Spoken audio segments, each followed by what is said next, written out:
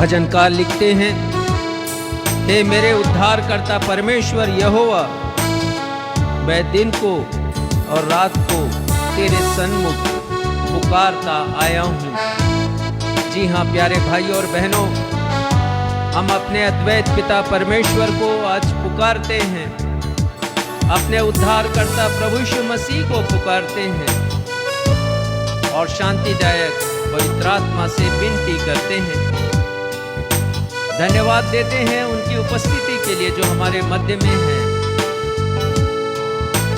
और हम उनके नाम की स्तुति सदा सदा करते हैं।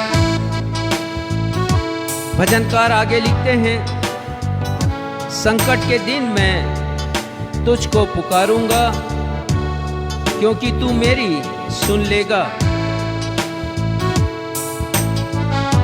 हे परमेश्वर, तू महान और आश्चर्य कर्म करने वाला परमेश्वर है, केवल तू ही परमेश्वर है।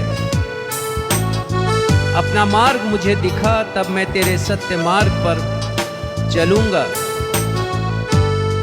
हे प्रभु परमेश्वर, मैं अपने संपूर्ण मन से तेरा धन्यवाद करूंगा और अपने होठों से तेरे नाम की स्तुति सदा करता रहूंगा।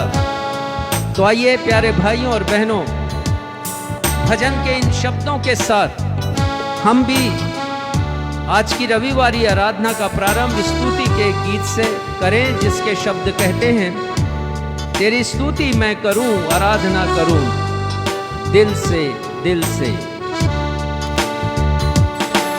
तेरी स्तुति मैं करूं, आराधना करूं दिल से दिल से। तेरी स्तुति मैं करूं, आराधना करूं दिल से दिल से। मेरी सांसों में तेरा नाम रहे, मेरी सांसों में तेरा नाम रहे। हे प्रभु तू ही तो, तेरी स्तुति मैं करूं, आराधना करूं दिल से दिल से। तेरी स्तुति मैं करूं, आराधना करूं दिल से दिल से।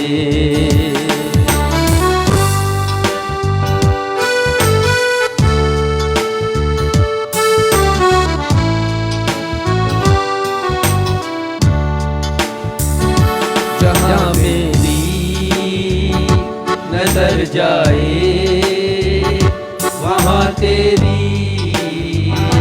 स्तुति हो। जहाँ मेरी नजर जाए वहाँ तेरी स्तुति हो। सारी दुनिया का रखवाला तू, सारी दुनिया का रखवाला तू।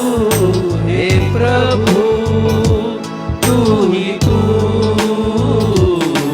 तेरी स्तुति मैं करूं, आराधना करूं दिल से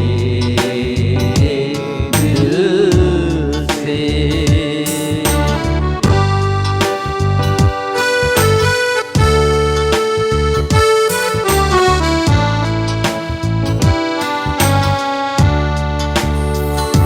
खुशी और गम में साथ हो तेरा, प्रारंभ और अंत में नाम हो तेरा। खुशी और गम में साथ हो तेरा, प्रारंभ और अंत में नाम हो तेरा। मेरे जीवन का सहारा तू, मेरे जीवन का सहारा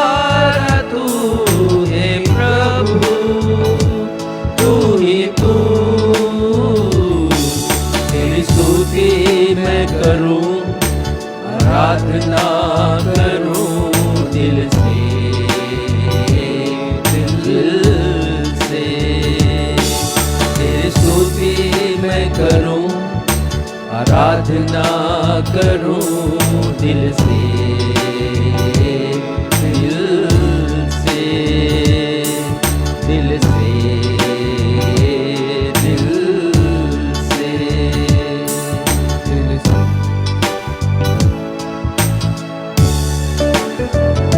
नवजीवन इवेंजलिकल चर्च की 285वीं 285th ऑन एवं ऑफलाइन आराधना में मैं क्षितिज मसीह आप समस्त प्रभु भक्तों का अपने उद्धारकर्ता प्रभु यीशु मसीह के अतुलनीय एवं अद्वितीय नाम में स्वागत करता हूं एवं आप सबों को जय यीशु, यीशु सहाय, शालोम, जय मसीह की और प्रेज द लॉर्ड कहता हूं। Praise the Lord.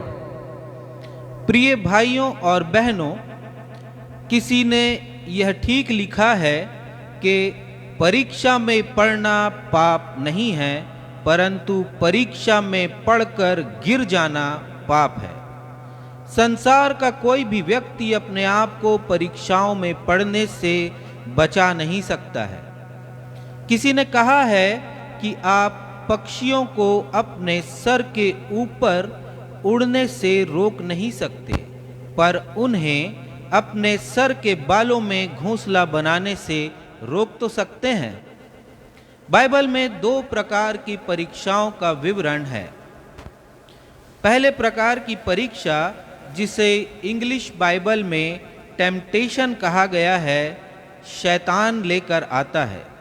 शैतान मनुष्य को सांसारिक लालसाओं में, अभिलाषाओं में फंसाकर परीक्षाओं में डालता है।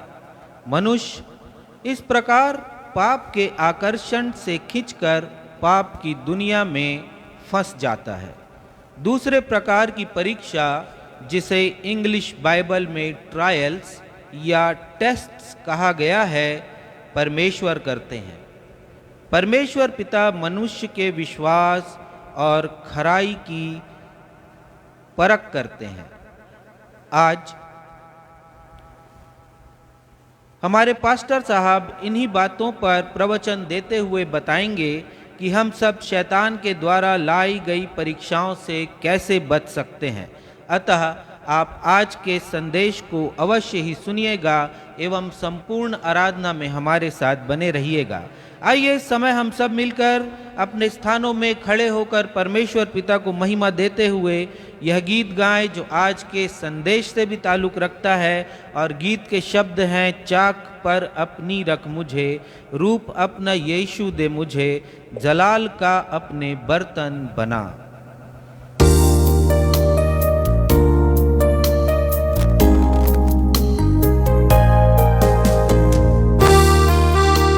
जी हाँ प्यारे भाइयों और बहनों, जब हम पाप की दुनिया को छोड़कर पश्चाताप करते हुए प्रभु यीशु मसीह के पास आते हैं, तो प्रभु यीशु मसीह हमें अपनी महिमा का पात्र बनाते हैं, जलाल का बर्तन बनाते हैं। ये गीत एक प्रार्थना के रूप में है, एक ऐसे व्यक्ति की प्रार्थना जिसने अपने पाप की जिंदगी को छोड़ा है और प्रभु यीशु मसीह के क्रूस के तले आया है। आइए इस अर्थपूर्ण गीत को हम सब मिलकर गाएं।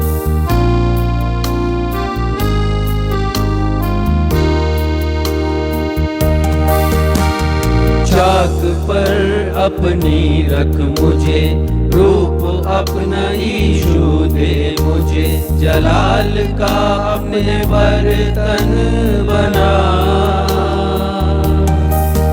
आकार दे अपने हाथों से, तेरी मर्जी हो पूरी मुझसे, एक ऐसी मशक मुझको बना। चाक पर अपनी रख मुझे, रूप अपना यीशु दे मुझे, जलाल का अपने बर्तन बना।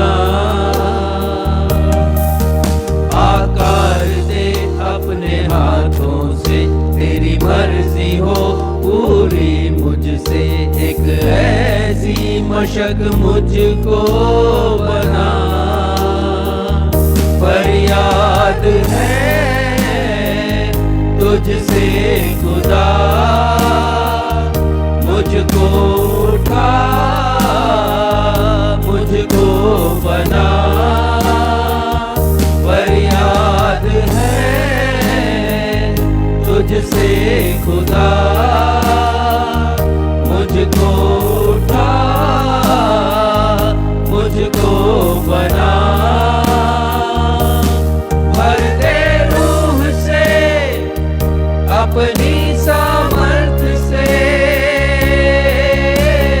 पंखों में अपने छुपा, मिट्टी में जान हूँ मुझको उठा ले, हाथों से अपने बना, हाथों से अपने बना।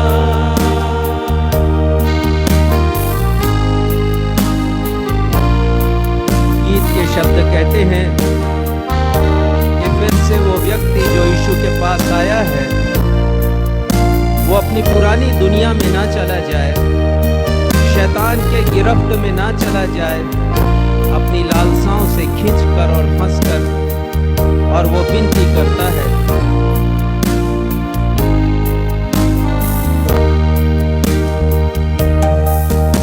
बिगड़ ना जाऊं मैं, बिखर ना जाऊं मैं, तेरे हाथों में ही रहना चाहूं मैं, तो दुनिया की भीड़ में कहीं खो ना जाऊं मैं, इस भीड़ में कुचल ना जाऊं मैं, बिगड़ ना जाऊं मैं, बिखर ना जाऊं मैं, तेरे हाथों में ही रहना चाहूं मैं, दुनिया की भीड़ में कहीं खो ना जाऊं मैं, इस भीड़ में कुचल ना जाऊं मैं, अपने साये में मुझको छुपा, अपने हाथों से मुझको सजा, अपने साये में मुझको छुपा, अपने हाथों से मुझको सजा, भर दे रूह से अपनी सामर्थ से, पंखों में अपने छुपा, मिट्टी में जान हूँ मुझको उठा ले, हाथों से अपने बना, हाथों से अपने बना।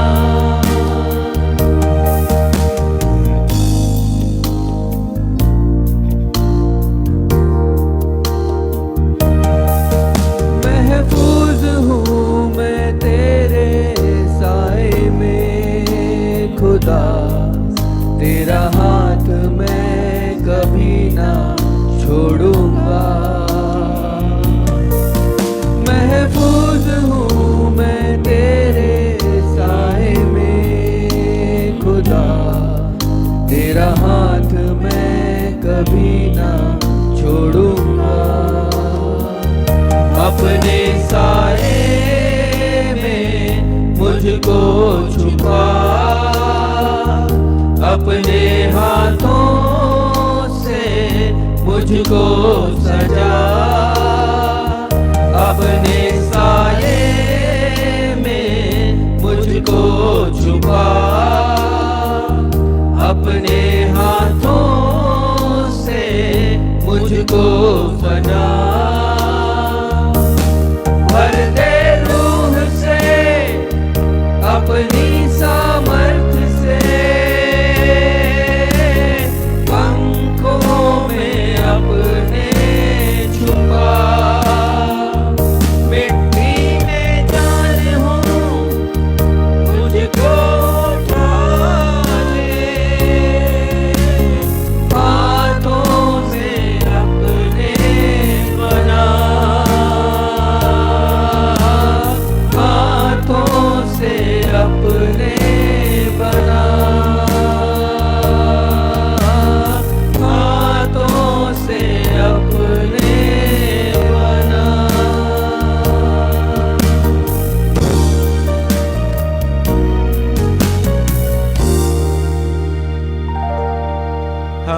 अपने स्थानों पर इसी रीति से आदरपूर्वक खड़े रहते हुए आज के उत्तरवादी पाठ के लिए पवित्र शास्त्र में से निकाल लेंगे भजन संहिता अध्याय 119 पद 1 से 11।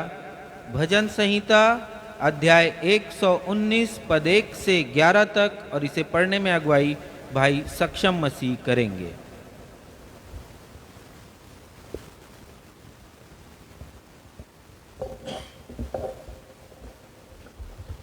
आइए हम सब मिलकर धर्मशास्त्र से निकालें भजन संहिता अध्याय 119 पद संख्या 1 से 11 तक। और जैसा कि हमारा दस्तूर रहा है, इस पैसेज को उत्तरवादी की रीति से पढ़ लेंगे और अंत में हम सब मिलके 10वें और 11वें पद को साथ में पढ़ लेंगे।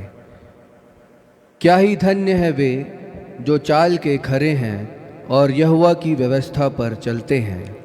क्या ही धन्य है वे जो उसकी चितौनियों को मानते हैं और पूर्ण मन से उसके पास आते हैं। फिर वे कुटिलता का काम नहीं करते, वे उसके मार्गों में चलते हैं। तूने अपने उपदेश इसलिए दिए हैं कि वे यत्न से माने जाए।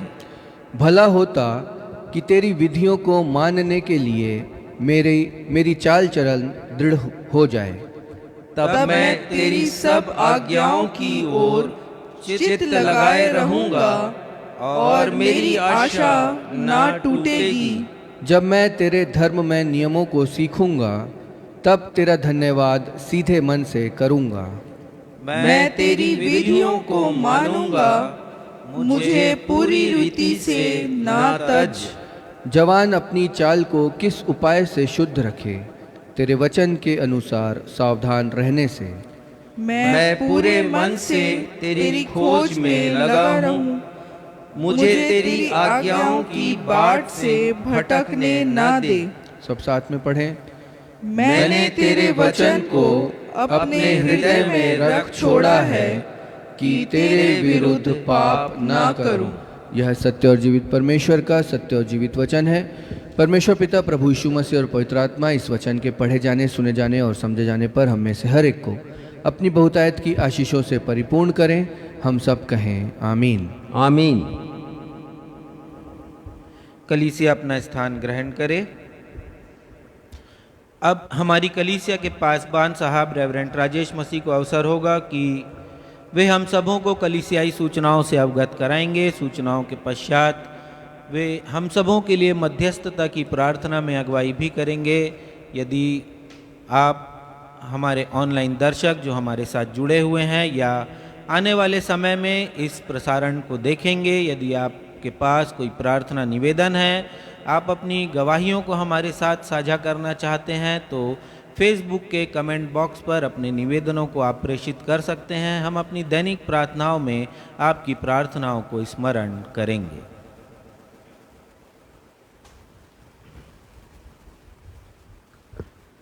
नवजीवन इवेंजलिकल चर्च की 285वीं 285th ऑन एवं ऑफलाइन आराधना में मैं पास्टर राजेश मसीह आप समस्त प्रभु भक्तों का जो इस समय कलीसिया भवन में उपस्थित हैं अथवा फेसबुक पर इसी समय ऑनलाइन उपस्थित हैं अथवा आने वाले दिनों में यूट्यूब, व्हाट्सएप, मैसेंजर या फेसबुक के ग्रुप्स में भेजे जाने वाले वीडियो को देखकर हमारी आज की रविवारी आराधना में सम्मिलित होंगे।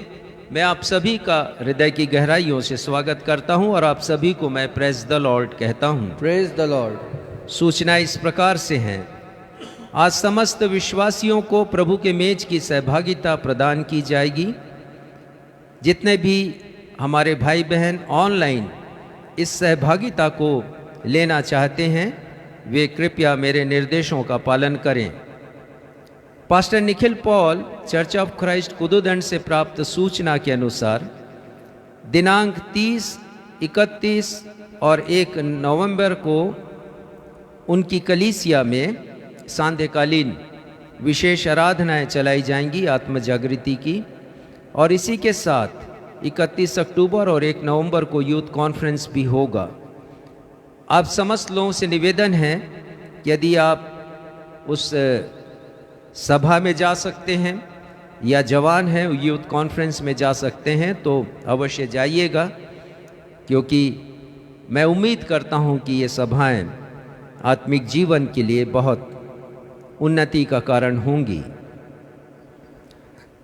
जैसा कि आप सभी को विदित है, मैं प्रमुख वक्ता के रूप में सेंट पीटर्स चर्च म्यूराबाद इलाहाबाद में 3 दिवसीय आत्मिक जागृति सभा में कन्वेंशन स्पीकर के रूप में आमंत्रित था। मैं आप सभी को हृदय की गहराइयों से धन्यवाद देना चाहता हूं, आप सभी की प्रार्थनाओं के लिए कि आप सभी ने मिलकर उस सभा के लिए प्रार्थना की, उसकी सफलता के लिए प्रार्थना की। और आपको बताना चाहता हूं कि आत्मिक रीति से वो सभा बहुत सफल हुई और अभी भी उस कलीसिया के अनेक व्यक्तिगण, प्रभु भक्तगण मेरे संपर्क में हैं और वो चाहते हैं कि उन्हें इसी प्रकार का आत्मिक भोजन, आत्मिक रोटी प्रतिदिन मिला करें। तो प्रार्थना करें कि उनकी आत्मिक ज़रूरतें पूरी हो सकें। मैं विशेषकर अपनी ग्रामीण कलीसिया के उन समस्त प्रभु भक्तों को हृदय से धन्यवाद देना चाहता हूं, पास्टर कन्हैया को भी, जिन्होंने अपनी कलीसिया में 2 विभिन्न स्थानों में श्रृंखलाबद्ध प्रार्थना सभा का आयोजन किया और उनकी कलीसिया के लोगों ने उपवास प्रार्थना रखकर इस सभा की सफलता के लिए प्रार्थना की। उसी प्रकार हमारे पास्टर अविनाश ने भी और उनकी कलीसिया ने प्रार्थना में अपना योगदान दिया। परमेश्वर पिता की महिमा हो। और पास्टर डीहू को भी और उनकी कलीसिया के लिए मैं धन्यवाद देता हूं, उन्होंने इसी प्रकार की प्रार्थनाएं की। आप सभी को और साथ ही साथ सेंट पीटर्स चर्च की कन्वेंशन कमेटी को, उनके अध्यक्ष मिस्टर नवीन बेंजामिन को और विशेषकर वहाँ के pastor presbyter incharge reverend Praveen Massey को भी मैं हृदय से धन्यवाद देता हूँ कि उन्होंने इतनी बड़ी सभा का आयोजन किया। 10वीं सभा थी और 5 वर्ष के पश्चात उन्होंने इसे फिर से प्रारंभ किया। मेरी प्रार्थना है कि इस प्रकार की सभा होती रहे अनेक कलीसियाओं में, ताकि लोगों का आत्मिक जीवन का स्तर ऊंचा उठ सके। प्रार्थना अनुरोध इस प्रकार से हैं, और जब मैं इस अनुरोध को करूं तो आप सब कोई कहें आमीन। हम छोटी बच्ची ज्योति सैमुअल के लिए प्रार्थना करते हैं। उसके ब्लड में इन्फेक्शन है और लगातार बुखार उसको आता रहता है, बुखार उसका समाप्त नहीं हो रहा है। परमेश्वर पिता उस छोटी बच्ची को चंगाई दे, हम सब कहें आमीन। हम प्रार्थना करते हैं बहन सुनीता के लिए, ये इलाहाबाद में है, उनके पति का निधन हो चुका है और एक पुत्र है और जिसके ऊपर परिवार का बोझ है, लेकिन वो गलत संगति में है। उन्होंने मुझसे निवेदन किया कि उनके परिवार के लिए प्रार्थना करें। उनके मकान हैं वो किराए पे जा सकें, पुत्र सही दिशा में आ सके, प्रभु यीशु मसीह के शरण में। उनकी बेटी ज्योति और प्रीति के लिए भी हम प्रार्थना करते हैं कि उनकी आर्थिक परेशानियां दूर हो सकें। प्रभु यीशु मसीह हमारी इस प्रार्थना को सुने, हम सब कहें आमीन आमीन। प्रार्थना करते हैं श्रीमती आयरीन के लिए, वो भी इलाहाबाद से हैं। उनके बेटे को बिजनेस में बहुत लॉस हुआ है और बेटा डिप्रेशन का शिकार है। परमेश्वर पिता से प्रार्थना करते हैं कि कोई नया जरिया बन सके उनके बिजनेस के लिए, व्यवसाय के लिए, और बच्चा डिप्रेशन से दूर हो, प्रभु यीशु मसीह की शरण में आ सके। हम सब कहें आमीन आमीन। हम प्रार्थना करते हैं 10 वर्षीय बेटी मुस्कान के लिए। ये बेटी बोल नहीं पाती और हमने प्रार्थना की थी इस बेटी के लिए, परमेश्वर पिता की कृपा हो इस बेटी के ऊपर और वो बहुत अच्छे से बोल सके। इसकी बड़ी बहन को भी वो बोलने में हकलाती है और उसे भी चंगाई मिल सके। हम सब कहें आमीन आमीन। हम प्रार्थना करते हैं सेंट पीटर्स चर्च के एक कर्मचारी के लिए, के पुत्र आयांश के लिए 8 महीने का है और उसके गले में काफ़ी सूजन है, गिल्ठी है, जिससे वो बच्चा रोता है, रात को सोता नहीं है। परिवार के लोग भी परेशान हैं। परमेश्वर पिता से प्रार्थना करते हैं कि उस बच्चे को आराम दें और उसे पूर्ण चंगाई प्रदान करें। हम सब कहें आमीन। आमीन। हम प्रार्थना करते हैं बेटी अलाइना क्षत्री के लिए। उनका एडमिशन ऑस्ट्रिया में हुआ है, परंतु उनके बोर्डिंग की व्यवस्था नहीं हो पा रही ठीक से, जिससे वीज़ा नहीं मिल पाया है। परमेश्वर पिता से प्रार्थना है कि उस बेटी के रहने की व्यवस्था हो और उनको वीज़ा भी मिल सके। हम सब कहें आमीन। आमीन। हम सब प्रार्थना करते हैं बेटे राजेश लोहारा के लिए। रांची में रहते हैं, 15 वर्ष की उम्र है, सीने में दर्द होता है। परमेश्वर पिता का स्पर्श उसे प्रदान हो। हम सब कहें आमीन। आमीन। आमीन। बेटी रीनी के लिए प्रार्थना करते हैं। म्यूराबाद इलाहाबाद में रहती हैं। उनके पाँव में बहुत बड़ी तकलीफ़ हो गई थी, परमेश्वर पिता ने चंगाई दी है।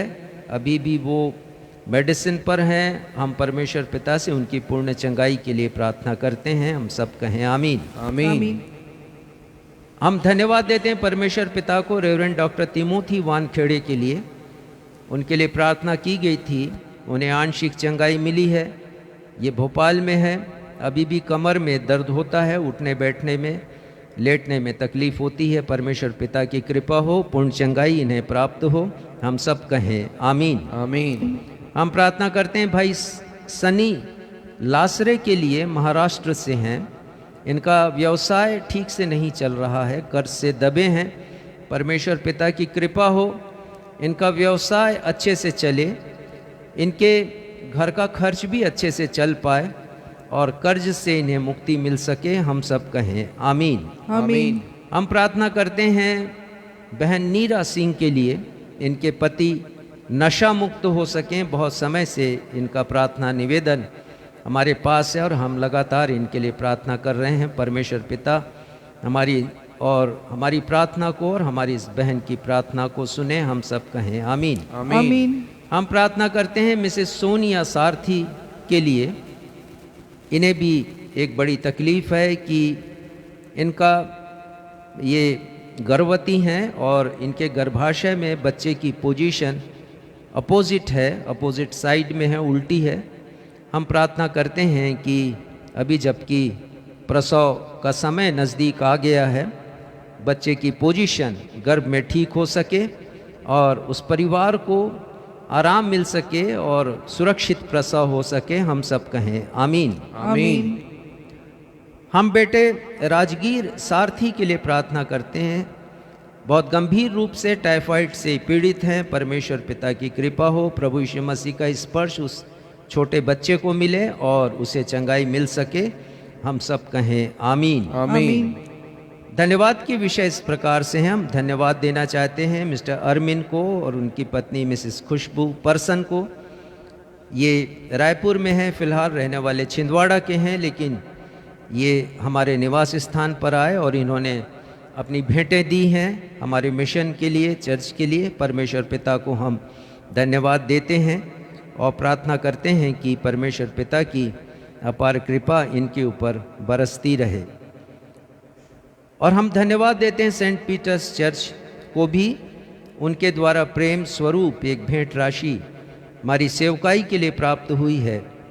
हम सेंट पीटर्स चर्च की आत्मिक उन्नति के लिए प्रार्थना करते हैं। परमेश्वर पिता की कृपा इन सब पर बनी रहे। आप सभी के सहयोग से हमने गिडियन मिनिस्ट्री को सहयोग दिया है, आर्थिक सहयोग, और बेथसदा लेप्रेसी होम, जो लेप्रेसी मिशन का हॉस्पिटल है, वहाँ के भी एक आयोजन के लिए हमने आर्थिक रूप से सहायता की। आप सभी के सहयोग से परमेश्वर पिता की कृपा इन सब पर बनी रहे।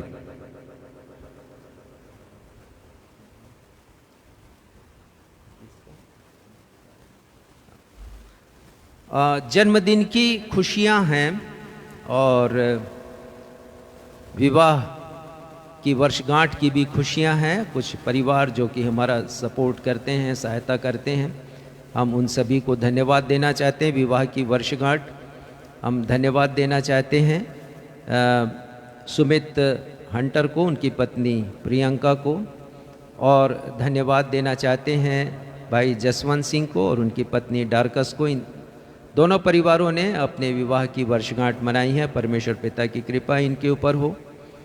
हम धन्यवाद देते हैं परमेश्वर पिता को श्रीमती किरण हंटर की वर्षगांठ के लिए, जन्मदिन की वर्षगांठ के लिए धन्यवाद देते हैं। उसी प्रकार हम धन्यवाद देते हैं अपनी बेटी स्वीटी आकांक्षा सक्षम मसीह को। उनका जन्मदिन भी इसी सप्ताह था, कल मनाया। परमेश्वर पिता की कृपा उनके ऊपर लगातार बनी रहे। और साथ ही साथ हमारे एक और सहयोगी भाई अरविंद रॉय का भी आज जन्मदिन है। परमेश्वर पिता की कृपा इन सभी के ऊपर होती रहे और आत्मिक रूप से, भौतिक रूप से ये आगे प्रगति करते जाएं, यही हमारी प्रार्थना है। आइए हम अपने इन सारे निवेदनों को अपने उद्धारकर्ता प्रभु यीशु मसीह के महान सामर्थी नाम में अपने पिता परमेश्वर के सिंहासन के समक्ष रखें। पिता, ये सारे निवेदन आमीन के साथ पूरे किए गए हैं, क्योंकि आपकी प्रतिज्ञाएं हमारे साथ हैं। हाँ और आमीन में आपकी प्रतिज्ञाएं। पिता, आप हमारी विनतियों को सुनने वाले परमेश्वर, आज प्रातः की आराधना जब हमने प्रारंभ की तो हमने इसी पद का उच्चारण किया कि हे मेरे उद्धारकर्ता परमेश्वर, मेरी पुकार को सुन। आप हमारी पुकार को, हमारी विनतियों को, निवेदनों को सुनने वाले परमेश्वर हैं। तो पिता, हम अपने उद्धारकर्ता प्रभु यीशु मसीह के नाम में सारे निवेदनों को आपके सिंहासन के समक्ष रखते हैं, इस विश्वास के साथ कि आप हमारी विनतियों को सुनेंगे और उनका उत्तर देंगे हमेशा की तरह। पिता, हम अपने नवजीवन इवेंजलिकल चर्च की समस्त कलीसियाओं के लिए प्रार्थना करते हैं, उनके पासबानों के लिए प्रार्थना करते हैं, उनके विश्वासी गणों के लिए प्रार्थना करते हैं। पिता, नवजीवन सेवा समिति के द्वारा जो कार्य होता है, जो कि बस्तियों में सहायता का काम, उसके द्वारा भी आपके बेटे प्रभु यीशु मसीह को महिमा मिले और आपके राज्य का विस्तार हो, ये हमारी प्रार्थना है। पिता, हम धन्यवाद देते हैं हृदय की गहराइयों से स्पिरिचुअल लाइफ कन्वेंशन के लिए जो म्यूराबाद में आयोजित की गई थी, सफल रहीं। आपकी कृपा हुई पिता, हर प्रकार से आपने सारी बातों को अपने नियंत्रण में रखा। हम आपकी महिमा करते हैं। सारे निवेदनों को हम आपके सिंहासन के समक्ष रखते हुए अपनी इस प्रार्थना को अपने उद्धारकर्ता प्रभु यीशु मसीह के महान सामर्थ्य अद्वितीय नाम में मांगते हैं। सुनिए, ग्रहण कीजिए। कलीसिया कहे आमीन।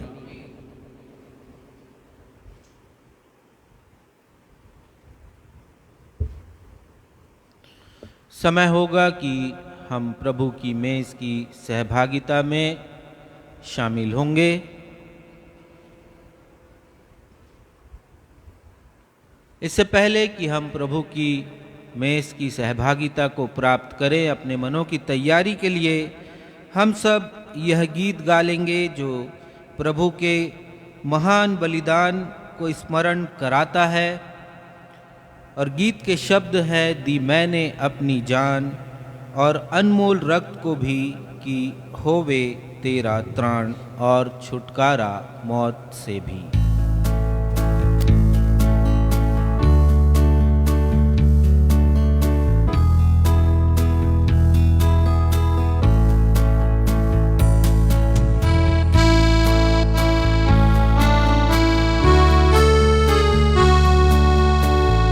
2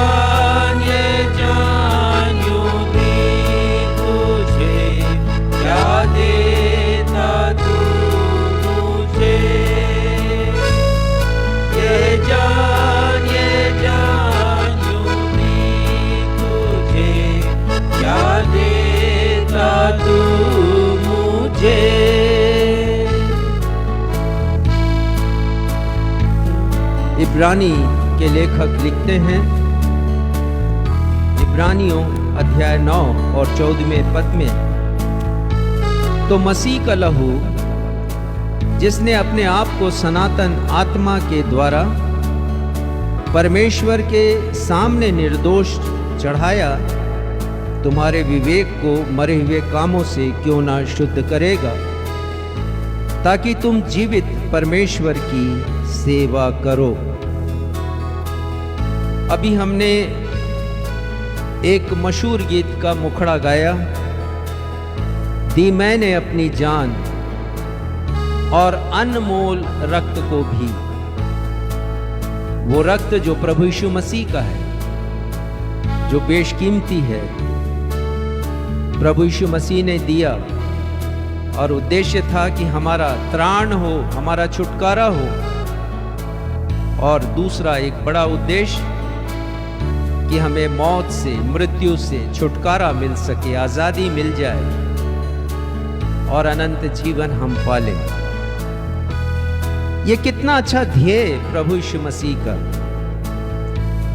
परंतु एक और गीत मैंने सुना है।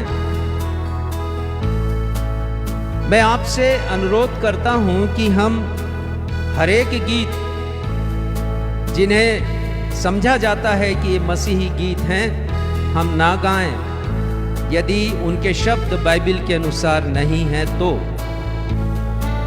तो जो गीत मैंने सुना, उस गीत के शब्द हैं, यीशु का नाम मेरे प्राण की रक्षा, यीशु का लहू मेरे घर की सुरक्षा। एक नादान पास्टर ने इस गीत को लिखा है, जो जानकारी मुझे मिली। आपसे निवेदन है,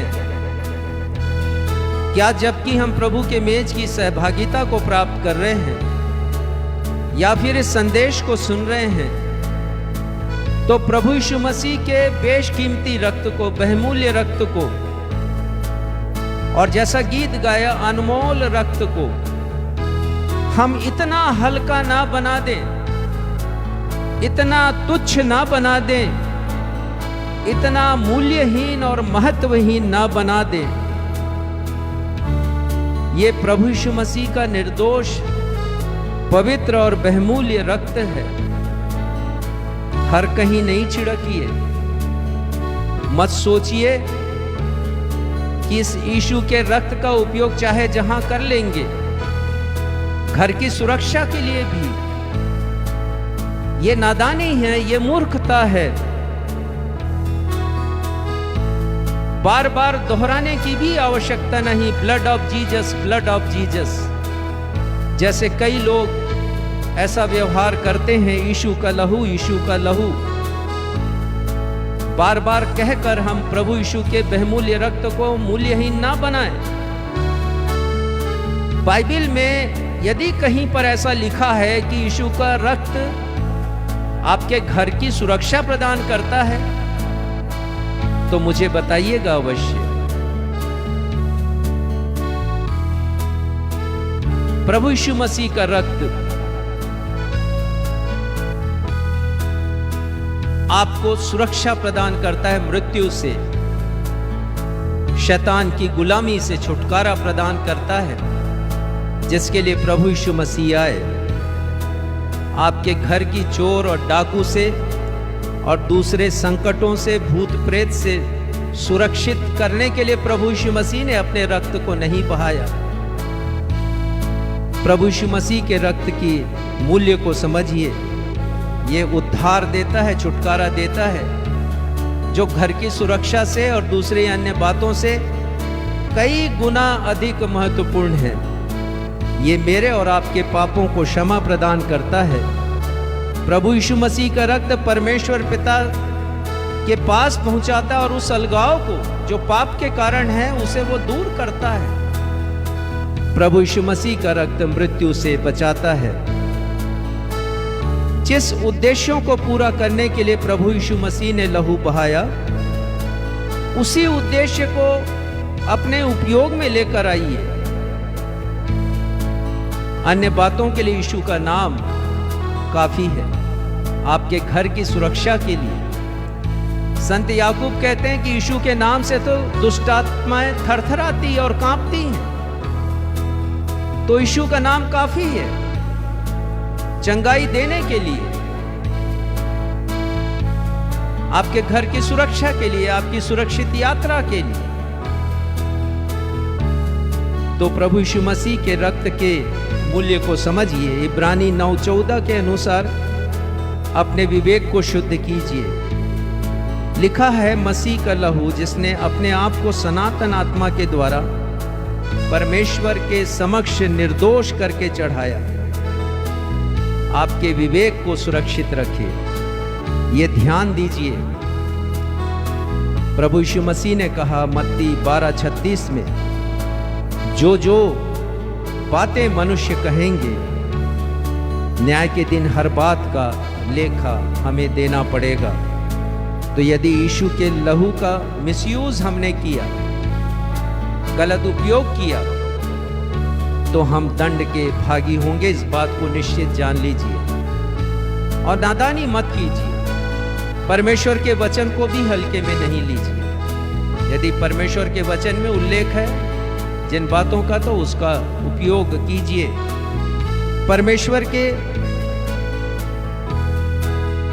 परमेश्वर को महिमा प्रदान कीजिए। और आज हम इसलिए इस मेज की सहभागिता को प्राप्त भी कर रहे हैं। प्रभु यीशु मसीह के रक्त के अहमियत को मैंने आपको बता दिया है। मेरे और आपके पापों की क्षमा के लिए वो बहाया गया है। मेरे और आपके उद्धार के लिए प्रभु यीशु मसीह ने अपने बहुमूल्य रक्त को बहाया और अपनी देह को दिया क्रूस के ऊपर। ताड़ना सही है, प्रभु यीशु मसीह ने जुल्मों सितम को सहा है। जो ताड़ना, जो जुल्मों सितम हमें पाप के कारण अपनी देह में सहना था, यीशु ने सहा है। आइए इन बातों के लिए परमेश्वर पिता को धन्यवाद दें।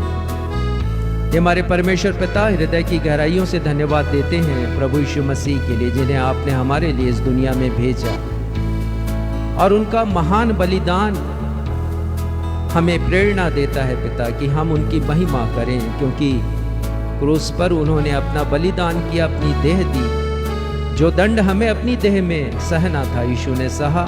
अपने शरीर के रक्त की एक बूंदों को बहा दिया कि हमें हमारे पापों की क्षमा मिल सके। एक एक पापों की पिता हम आपके शुक्रगुजार हैं प्रभु यीशु मसीह के लिए। और मेज की सहभागिता को जब हम प्राप्त करते, स्मरण करें कि उनका रक्त बहुमूल्य है और पिता हम उसे उचित मान और सम्मान दें, क्योंकि ये रक्त ही हमें आप तक पहुंचाता है। ये रक्त ही उस अलगाव को दूर करता है, उस दीवार को ढहा देता है पिता, जो पाप के कारण बनी।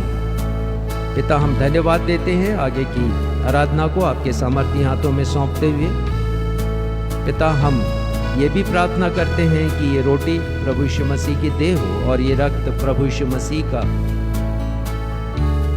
ये दाखरस प्रभु यीशु मसीह का रक्त हो। और पिता इस रोटी को और इस दाखरस को हम सांसारिक वस्तुओं से पृथक करते हैं। प्रभु यीशु मसीह को महिमा प्रदान करते हुए अपनी इस प्रार्थना को उन्हीं के नाम से मांगते, सुनिए, ग्रहण कीजिए। आमीन। जिस रात प्रभु यीशु मसीह पकड़वाए गए, उन्होंने रोटी ली और उसे तोड़ी, अपने शिष्यों को दी और कहा, लो खाओ, ये मेरी देह है जो तुम्हारे लिए दी जाती है। उसी प्रकार प्रभु यीशु मसीह ने प्यारी के पश्चात कटोरा अपने हाथों में लिया, अपने शिष्यों को दिया, कहा, लो तुम सब इसमें से पियो, क्योंकि यह नई वाचा का मेरा वह रक्त है जो बहुतों के पापों की क्षमा के लिए बहाया जाता है। तुम जब भी इसे पियो तो मेरे स्मरण के लिए ऐसा ही किया करो। आइए हम इस मेज की सहभागिता में आगे बढ़ेंगे। हमारे जितने ऑनलाइन दर्शक हैं, विश्वासी गण हैं, जो इस सेवा को, इस मेज की सहभागिता को वर्चुअली प्राप्त कर रहे हैं, आप भी प्राप्त कर सकते हैं हमेशा की तरह।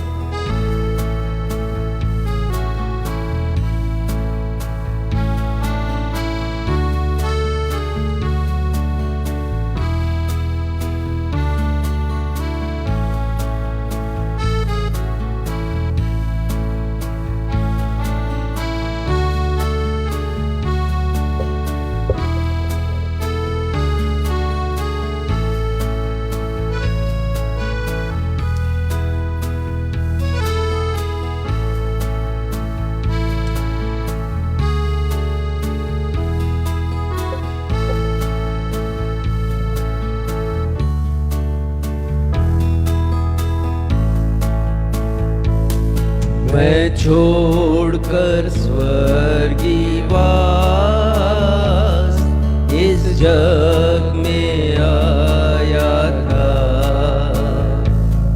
तज गौरव सुख विलास शोक दुख उठाया था। यूं मैंने छोड़ा सब क्या छोड़ता है तू अब। यूं मैंने छोड़ा सब क्या छोड़ता है तू अब।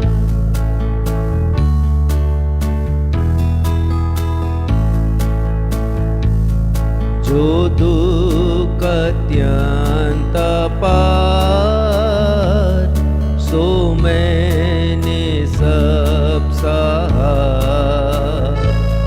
कि तेरा हो उद्धार। रक्त मेरा बहा था। यूं दुख में मैं रहा क्या तूने कुछ सहा। यूं दुख में मैं रहा क्या तूने कुछ सहा।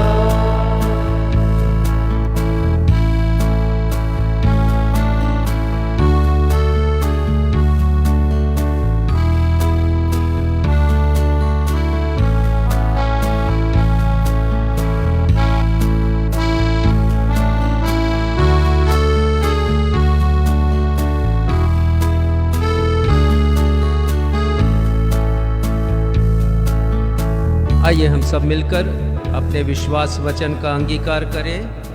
प्रेरितों का विश्वास वचन।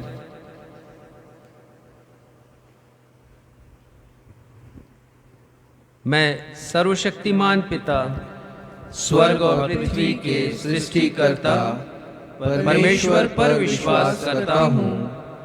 मैं उसके इकलौते पुत्र हमारे प्रभु यीशु मसीह पर विश्वास करता हूँ। वो पवित्र आत्मा के सामर्थ से घर में आए और कुंवारी मरियम से जन्मे। उन्होंने पुन्तियुस पिलातुस के शासन में दुख भोगा। वह क्रूस पर चढ़ाए गए, मरे और गाड़े गए और मृतकों के लोक में उतरे। तीसरे दिन वह जी उठे। वह स्वर्ग पर चढ़ गए और पिता की दाहिनी ओर विराजमान हुए। वह जीवितों और मृतकों का न्याय करने को फिर आएंगे। मैं पवित्र आत्मा पर, पवित्र सालों की कलीसिया पर, संतों की संगति, पापों की क्षमा, देह के पुनरुत्थान और शाश्वत जीवन पर विश्वास करता हूँ। आमीन। आइए हम सब मिलकर प्रभु की प्रार्थना भी कहें। हे हमारे पिता, आप जो स्वर्ग में हैं, आपका नाम पवित्र माना जाए। आपका राज्य आए। आपकी इच्छा जैसे स्वर्ग में पूरी होती है वैसे ही पृथ्वी पर भी पूरी हो। हमारे दिन भर की रोटी आज हमें दीजिए और जैसे हमने अपने अपराधियों को क्षमा किया वैसे ही हमारे अपराधों को क्षमा कीजिए। हमें परीक्षा में नहीं लाइए बल्कि बुराई से बचाइए, क्योंकि राज्य, पराक्रम और महिमा सदा आपके हैं। आमीन।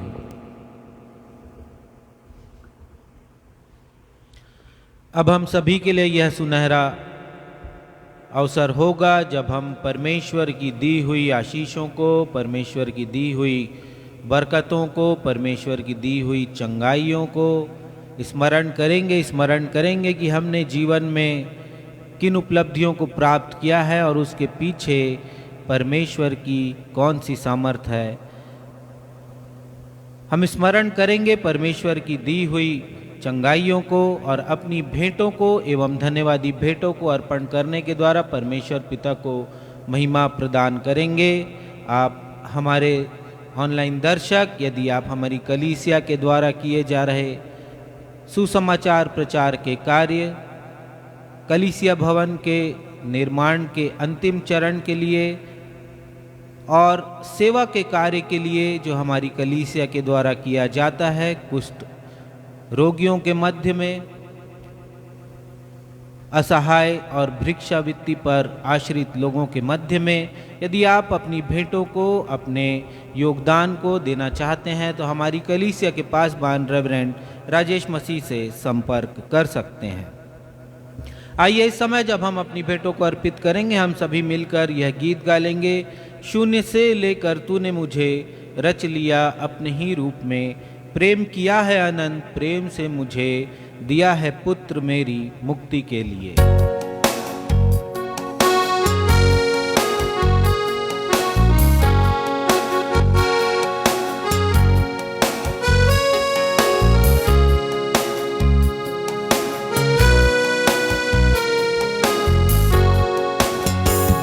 शून्य से लेकर तूने मुझे रच लिया अपने ही रूप में, प्रेम किया है अनंत, प्रेम से मुझे दिया है पुत्र मेरी मुक्ति के लिए।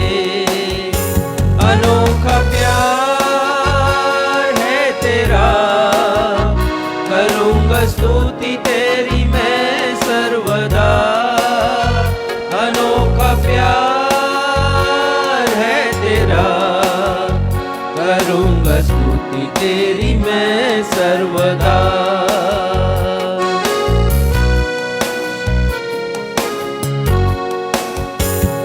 अन्न वस्त्र और सभी आशीषें दी मुझे उसने भरपूरी से, और सब मुसीबतों से आँख की पुतली जैसा संभाला मुझे।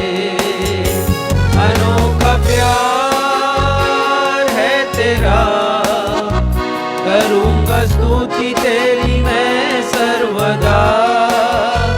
अनोखा प्यार है तेरा, करूँगा स्तुति तेरी मैं सर्वदा। करूँगा स्तुति तेरी मैं सर्वदा, करूँगा स्तुति तेरी मैं सर्वदा। आइए इन भेंटों को परमेश्वर पिता के चरणों में अर्पित करेंगे। हम सभी प्रार्थना में जाएंगे।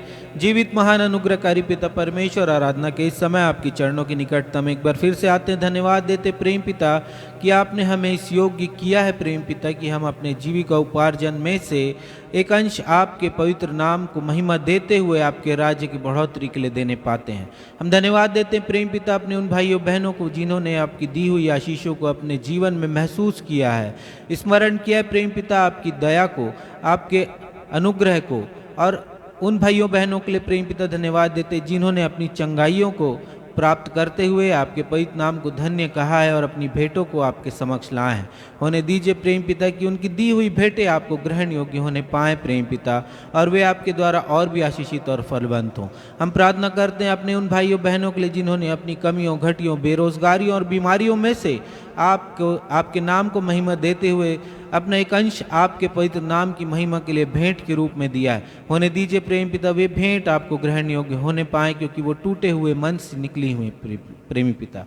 प्रार्थना और विनती करते हैं उनके जीवन की सारी समस्याएं आपके नाम से दूर होने पाएँ और आपकी असीम शांति उन्हें प्राप्त हो प्रेम पिता।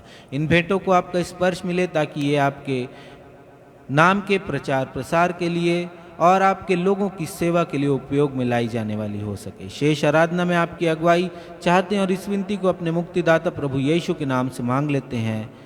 दया करके सुनिए और ग्रहण कीजिए, आमीन।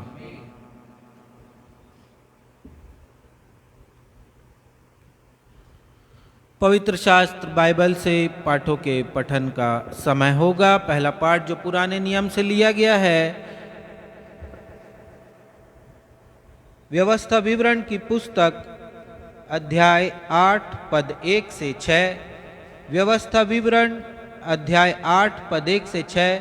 इसे पढ़ने में अगुवाई बहन आकांक्षा मसीह करेंगी। दूसरा पाठ जो नए नियम से लिया गया है, याकूब की पत्री अध्याय 1 पद 2 से 4 एवं पद 12 से 16, याकूब 1 पद 2 से 4 एवं 12 से 16, इसे पढ़ने में अगुवाई श्रीमती बीना मसीह करेंगी।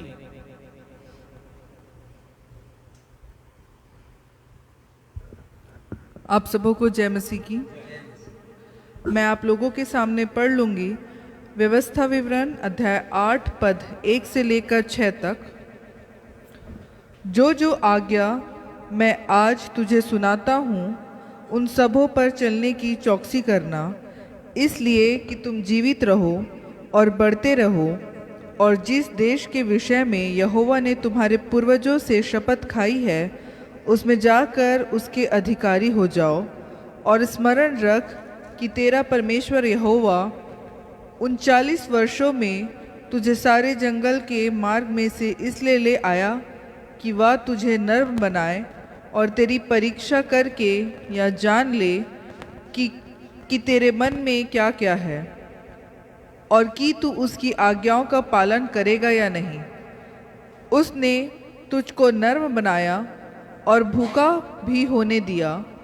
फिर वह मन्ना जिसे तू और ना तेरे पुरखे ही जानते हैं वही तुझको खिलाए, इसलिए कि वह तुझको सिखाए कि मनुष्य केवल रोटी ही से नहीं जीवित रहता, परंतु जो जो वचन यहोवा के मुंह से निकलते हैं उन्हीं से वह जीवित रहता है। इन 40 वर्षों में तेरे वस्त्र पुराने ना हुए और तेरे मन से भी नहीं गिरे और न तेरे पाँव फूले। फिर अपने मन में या तो विचार कर कि जैसा कोई अपने बेटे को ताड़ना देता है वैसा ही तेरा परमेश्वर यहोवा तुझको ताड़ना देता है। इसलिए अपने परमेश्वर यहोवा की आज्ञाओं का पालन करते हुए उसके मार्ग पर चलना और उसका भय मानते रहना। परमेश्वर अपने पढ़े हुए वचन पर आशीष दे। हम सब कहें आमीन।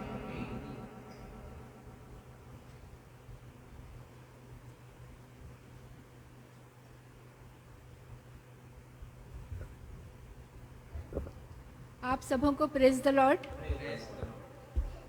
दूसरा पाठ मैं नए नियम से पढ़ लूँगी।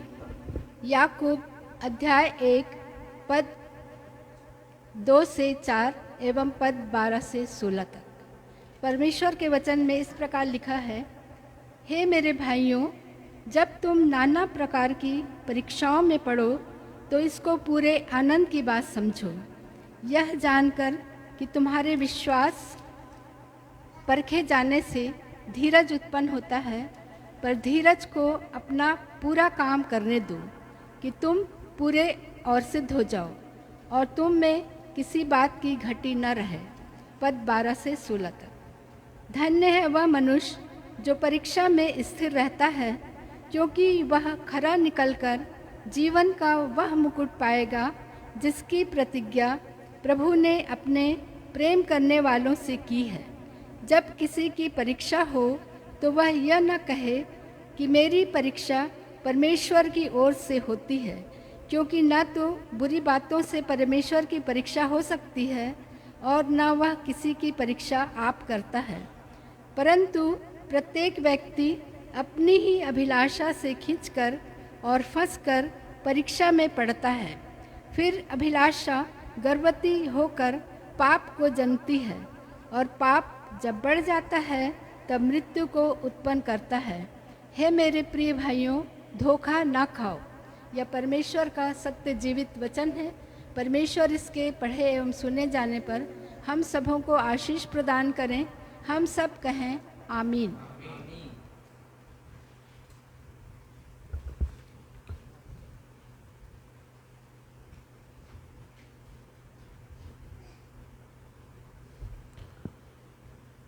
सुसमाचार पाठ के आधार में हम सभी अपने अपने स्थानों पर खड़े हो जाएंगे। आज का सुसमाचार का पाठ जो लिया गया है लूका रचित सुसमाचार अध्याय 4 पद 1 से 13, लूका 4 पद 1 से 13, और इसे पढ़ने में हमारी अगुवाई कलीसिया के पास बान रेवरेंड राजेश मसीह करेंगे।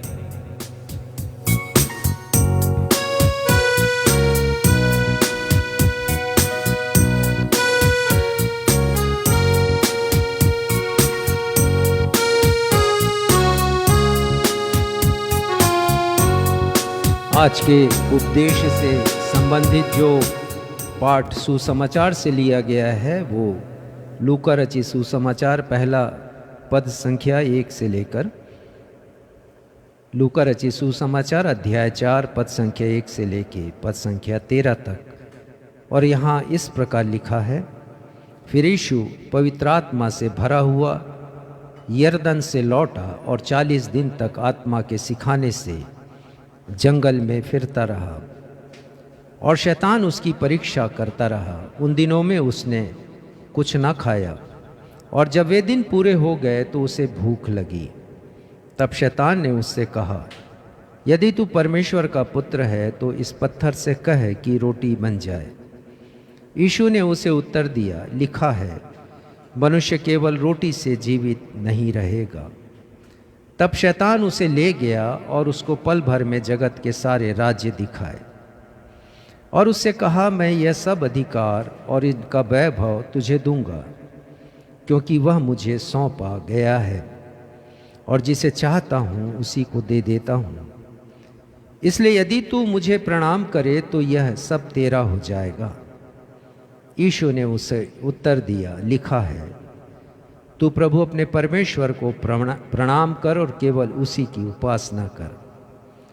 तब उसने उसे यरूशलेम में ले जाकर मंदिर के कंगूरे पर खड़ा किया और उससे कहा, यदि तू परमेश्वर का पुत्र है तो अपने आप को यहाँ से नीचे गिरा दे, क्योंकि लिखा है, वह तेरे विषय में अपने स्वर्गदूतों को आज्ञा देगा कि वे तेरी रक्षा करें और वे तुझे हाथों हाथ उठा लेंगे, ऐसा ना हो कि तेरे पाँव में पत्थर से ठेस लगे। यीशु ने उनको उत्तर दिया, यह भी लिखा है, तू प्रभु अपने परमेश्वर की परीक्षा नहीं करना। जब शैतान सब परीक्षा कर चुका तब कुछ समय के लिए उसके पास से चला गया। ये प्रभु यीशु ख्रिस्ट का सुसमाचार है। हे प्रभु यीशु ख्रिस्ट, आपके नाम की महिमा हो। कलीसिया कहे आमीन। आमीन। कलीसिया अपना स्थान ग्रहण करे।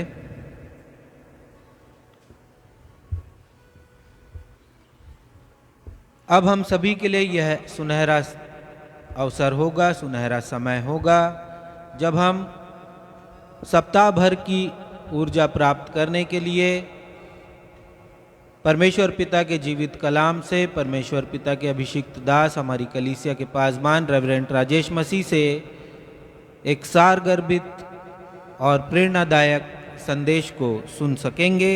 और आज के संदेश का विषय है, परीक्षा में पड़ जाना पाप नहीं, परंतु परीक्षा में गिर जाना पाप है। It is not sin to be tempted, but it is sin to fall into temptation. लेकिन इससे पहले कि हम आज का संदेश सुने, आइए आज के संदेश से ताल्लुक़ रखता हुआ एक गीत हम सभी अपने मनों की तैयारी के लिए गा लेंगे। और गीत के बोल हैं, पश्चाताप करूं मैं, माफ़ करो, अपने लहू से साफ करो।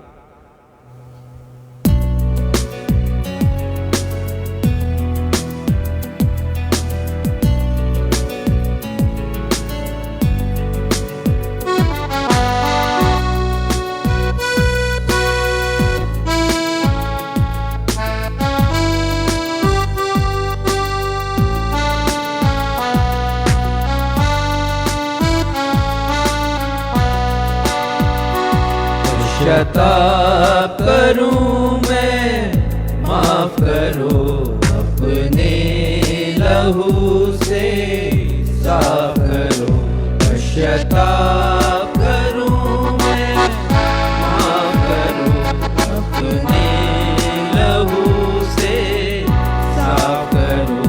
हर दाग गुनाह के मेरे प्रभु अपने साफ करो। हर दाग गुनाह के मेरे प्रभु अपने ही लहू से साफ करो। पश्चाताप करूं मैं, माफ करो, अपने लहू से साफ करो।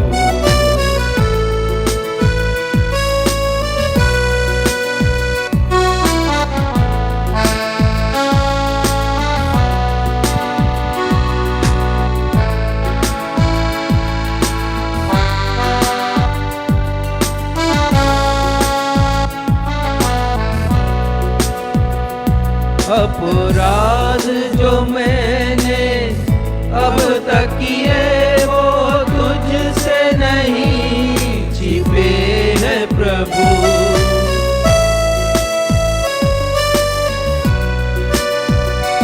हर पाप जो मैंने छिप कर किए वो सन्मुख तेरे खुले हैं प्रभु।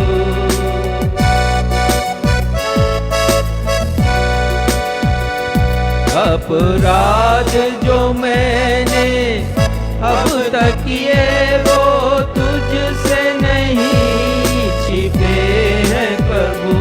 हर पाप जो मैंने छिप कर किए वे सन्मुख तेरे खुले हैं प्रभु।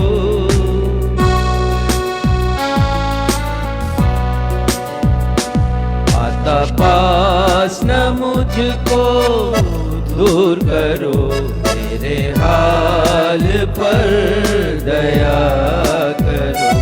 आता पास न मुझको दूर करो, मेरे हाल पर दया करो।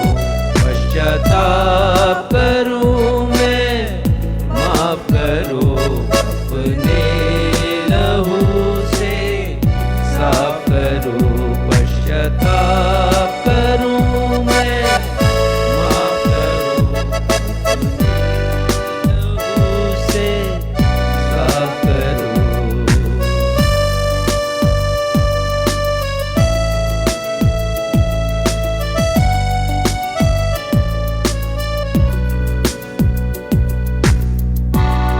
आज का विषय परीक्षा में पड़ जाना पाप नहीं, परंतु परीक्षा में गिर जाना पाप है। It is not sin to be tempted, but it is sin to fall into temptation. कुछ बातों के द्वारा हम आज के विषय को समझेंगे, सीखेंगे। पहली बात जो मैं आपके सामने बताना चाहता हूं वो ये है कि हमें ये जानने की आवश्यकता है कि बाइबल में जो परीक्षा शब्द आया है या जो परीक्षा की गई है उसका अर्थ क्या है, और ये भी कि परीक्षा के कितने प्रकार हैं। परीक्षा में पड़ जाना और परीक्षा में गिर जाना हमारी बाइबल का एक प्रमुख विषय है। और हम सब जानते हैं कि बाइबल का प्रारंभ आदम और हवा की परीक्षा से हुआ है। जैसे ही परमेश्वर पिता ने आज्ञा दी है, एक पद देखिएगा, उत्पत्ति 2:16, आज्ञा दी परमेश्वर पिता ने आदम को, और क्या आज्ञा दी है ये हम देखेंगे, पढ़िएगा। और यहोवा परमेश्वर ने आदम को यह आज्ञा दी, ये आज्ञा दी, क्या आज्ञा दी? तू वाटिका के सब वृक्षों का फल बिना खटके खा सकता है। देखिए, ध्यान दीजिएगा, परमेश्वर की ये आज्ञा है आदम के लिए कि तू वाटिका के, अदन की वाटिका के सब वृक्षों का फल बेखटके खा सकता है, बिना किसी रोक टोक के तुम खा सकते हो आदम इस वाटिका के सारे वृक्षों का फल। और अब पढ़िएगा 17वां पद और उसका प्रथम हिस्सा। पर भले या बुरे, परंतु, अब ये परंतु एक बहुत बड़ा अंतर पैदा करता है। वाटिका के सारे वृक्षों के फल को खाना, सारे वृक्ष के जितने भी फल हैं, और उसके बाद परमेश्वर कहते हैं परंतु, और फिर क्या कहते हैं, पढ़िएगा। भले या बुरे के ज्ञान का जो वृक्ष है उसका फल तू कभी न खाना। ये परमेश्वर पिता की स्पष्ट आज्ञा थी आदम के लिए कि तुम भले और बुरे ज्ञान का जो वृक्ष है, जिसके बारे में परमेश्वर पिता ने उसे बताया है और उससे कहा है, और परमेश्वर पिता कहते हैं तू कभी नहीं खाना, कभी नहीं।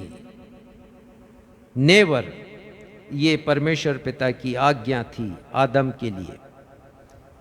और जिस दिन परमेश्वर पिता ने ये आज्ञा दी है आदम को, उसी दिन से वो परीक्षा के दायरे में आ गया है, परीक्षा की सीमा में आ गया है कि सब्जेक्टेड टू टेम्पटेशन।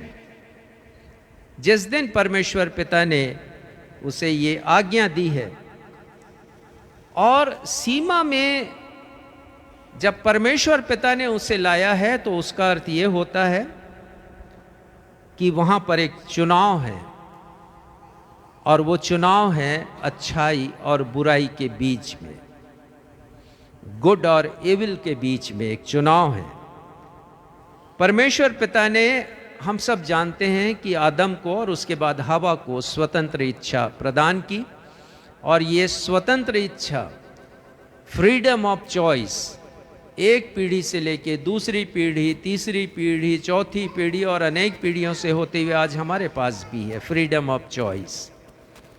हम चुन सकते हैं क्या अच्छा है और क्या बुरा है। तो परमेश्वर पिता ने यह चॉइस उसे दी थी आदम को कि वो वृक्ष के फल को, जो भले और बुरे ज्ञान का वृक्ष है, उसके फल को वो खा भी सकता था और नहीं भी खा सकता था। ये चुनाव उसके सामने था, और चुनाव उसका था कि वो क्या चुनता है। परमेश्वर पिता ने उसके सामने कॉन्सिक्वेंसेस भी रखे हैं, और कॉन्सिक्वेंसेस ये थे कि यदि तू फल खाएगा, आगे पढ़िएगा 17वां पद, उसका दूसरा हिस्सा, क्योंकि जिस दिन तू उसका फल खाएगा उसी दिन अवश्य मर जाएगा। परमेश्वर पिता ने कहा जिस दिन तू फल खाएगा उसी दिन अवश्य। तो बाइबल के जो कुछ शब्द होते हैं उस पर गहराई से आप चिंतन किया करें। इसके पहले आपने यदि ध्यान दिया हो ना दिया हो, स्मरण दिलाना चाहता हूं, परमेश्वर ने कहा कभी नहीं खाना, मना किया था, और यहां पर परमेश्वर कह रहे हैं उस दिन तू अवश्य मर जाएगा। इसका अर्थ यह होता है कि यदि आदम और हवा नहीं खाते उस फल को तो कभी मरते भी नहीं, सदैव जीवित रहते, क्योंकि आशीष ही परमेश्वर पिता ने उन्हें ऐसी दी थी। और उस समय का विश्व, ये धरती, ये पृथ्वी किस स्वरूप में होती हम नहीं कह सकते, आज तो बिगड़े स्वरूप में है, और मृत्यु की अपनी एक पहचान है।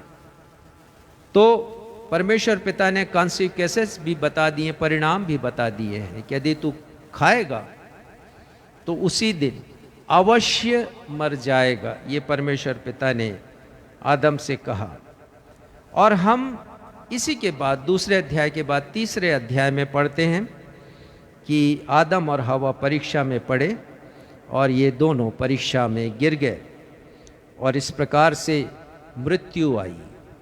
दोनों ने पाप किया, और संत पौलुस लिखते हैं रोमियो 5:12 में कि एक व्यक्ति के द्वारा मृत्यु इस जगत में आई, और वो मृत्यु सारे संसार में फैल गई, क्योंकि सब ने पाप किया और परमेश्वर की महिमा से रहित है।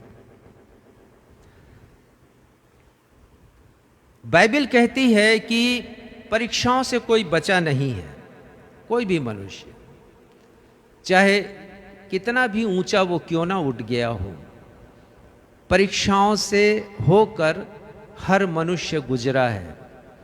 यदि आदम हवा के बाद इस पृथ्वी की आबादी, यदि इसके पहले की जो पीढ़ी है, मान लीजिए खरबों खरबों मनुष्यों की हो, उनमें से प्रत्येक मनुष्य परीक्षा से होकर के गुजरा है। प्रत्येक मनुष्य परीक्षा के दायरे में है, क्योंकि हर मनुष्य के पास फ्रीडम ऑफ चॉइस है। अब्राहम नहीं बचे, परमेश्वर के वचन में उनका बहुत ऊंचा स्थान है। यूसुफ जो याकूब के 11वें नंबर के पुत्र थे, वो भी नहीं बचे, उनके सामने भी परीक्षा की एक घड़ी आई, आगे हम विचार करेंगे। दाऊद नहीं बचे, और प्रभु यीशु मसीह नहीं बचे। आज के पाठ में हमने देख लिया कि कैसे प्रभु यीशु मसीह के ऊपर एक परीक्षा आई है, शैतान वो लेकर के आए, और प्रभु यीशु मसीह ने गत्समनी बाग में जब एक बड़ी परीक्षा का सामना उन्होंने किया है कि उनके सामने प्याला था जिसे उन्हें पीना था, और बात कुछ ऐसी थी कि शैतान परीक्षा में डाल रहा था कि तूने गुनाह किया नहीं तो पिएगा क्यों इस प्याले को। 3 बार उसने परमेश्वर से विनती की उन्होंने कि ये प्याला हट जाए परमेश्वर पिता, लेकिन अंत में कहा कि मेरी नहीं परंतु आपकी इच्छा पूरी हो। तो प्रभु यीशु मसीह ने अपने शिष्यों को भी शिक्षा दी और कहा कि प्रार्थना करो ताकि तुम परीक्षा में नहीं पड़ो। तो हर मनुष्य परीक्षाओं से होकर गुजरता है और बाइबल कहती है कि हम सावधान रहें, खासकर टेम्पटेशन के लिए, उस परीक्षा के लिए जो शैतान हमारे सन्मुख लेकर आता है। और संत पतरस लिखते हैं, पहला पतरस 5वें अध्याय के 8वें पद में, इसलिए सचेत हो और जागते रहो, क्योंकि तुम्हारा विरोधी शैतान गरजने वाले सिंह के समान इस खोज में रहता है कि किसको फाड़ खाए। ये है शैतान जो परीक्षा लेकर आता है। बाइबल यह भी कहती है कि एक मसीही को 2 प्रकार की परीक्षाओं का सामना करना पड़ता है, हर एक मसीही को। और इसीलिए इस विषय को मैंने आपके सामने रखा है कि आपको कुछ भेद मैं बता सकूं परमेश्वर के वचन से, क्योंकि आमतौर से ये जो भेद की बातें हैं लोगों के सामने रखी नहीं जाती हैं।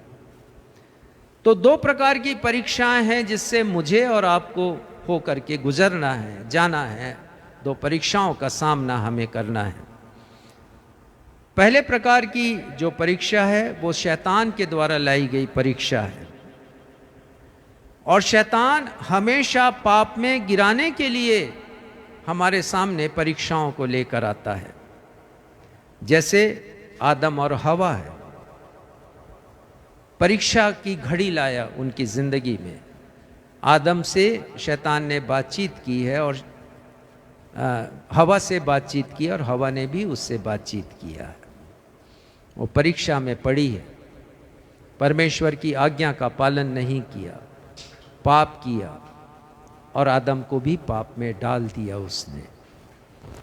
फिर हम पढ़ते हैं कि शैतान ने एक महान राजा, एक प्रभु भक्त राजा दाऊद, उनके जीवन में भी परीक्षा की घड़ी लाई, और हम सब जानते हैं उसका विस्तार से विवरण है।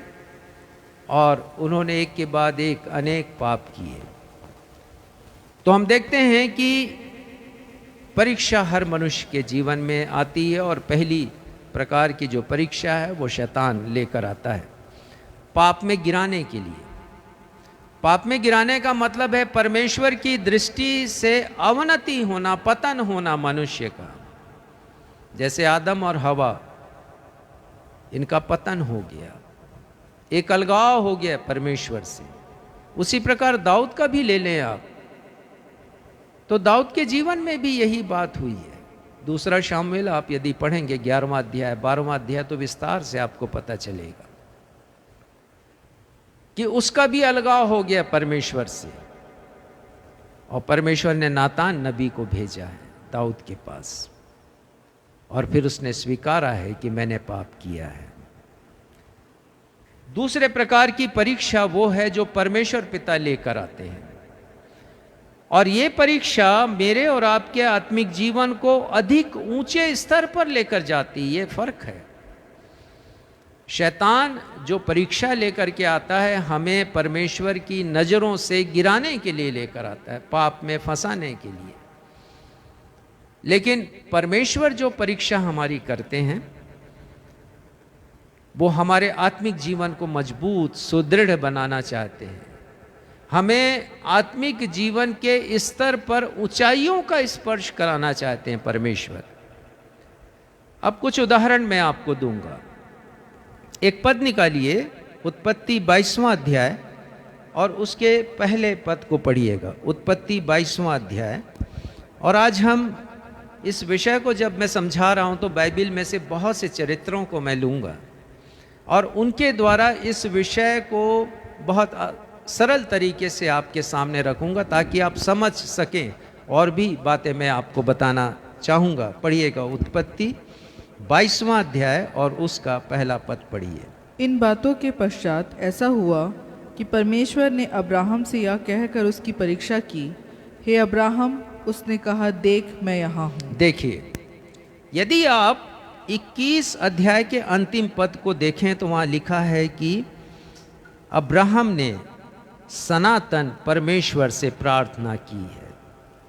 उसका जीवन कितना प्रार्थना से परिपूर्ण था। और 22वें पद में हम पढ़ रहे हैं कि एक ऐसा व्यक्ति जिसका संबंध परमेश्वर से बना हुआ है, परमेश्वर पिता उसके लिए क्या सोचते हैं, क्या करते हैं। 22वें अध्याय के प्रथम पद में लिखा है, परमेश्वर ने इब्राहिम से यह कहकर उसकी परीक्षा की। और यह छोटी परीक्षा नहीं है। उन्होंने कहा कि इसहाक को, जो तेरा प्रतिज्ञा किया हुआ पुत्र है, उसे तू बलिदान चढ़ा दे। इतनी कठिन परीक्षा। तो मैं आपको बता रहा हूं कि शैतान हमें पाप में गिराने के लिए, परमेश्वर की दृष्टि से नीचे करने के लिए, अलगाव उत्पन्न करने के लिए परीक्षा लाता है। लेकिन परमेश्वर है, किस रीति से परमेश्वर पिता ने उसके विश्वास की परीक्षा की है और खरा निकले हैं पिता इब्राहिम इस परीक्षा के द्वारा, जिसे परमेश्वर ने किया है। फिर अय्यूब के बारे में हम बहुत सी बातों को सीखते हैं, आगे भी हम देखेंगे, इसलिए मैं अय्यूब के विषय में ज़्यादा यहाँ नहीं कहूँगा। लेकिन जो परीक्षा शैतान ने की है अय्यूब की, बिना परमेश्वर की अनुमति के, बिना परमेश्वर की सहमति से नहीं किया है उसने, और उसके जीवन में बहुत सी परेशानियां और तकलीफ़ें आई हैं, हम सब जानते हैं।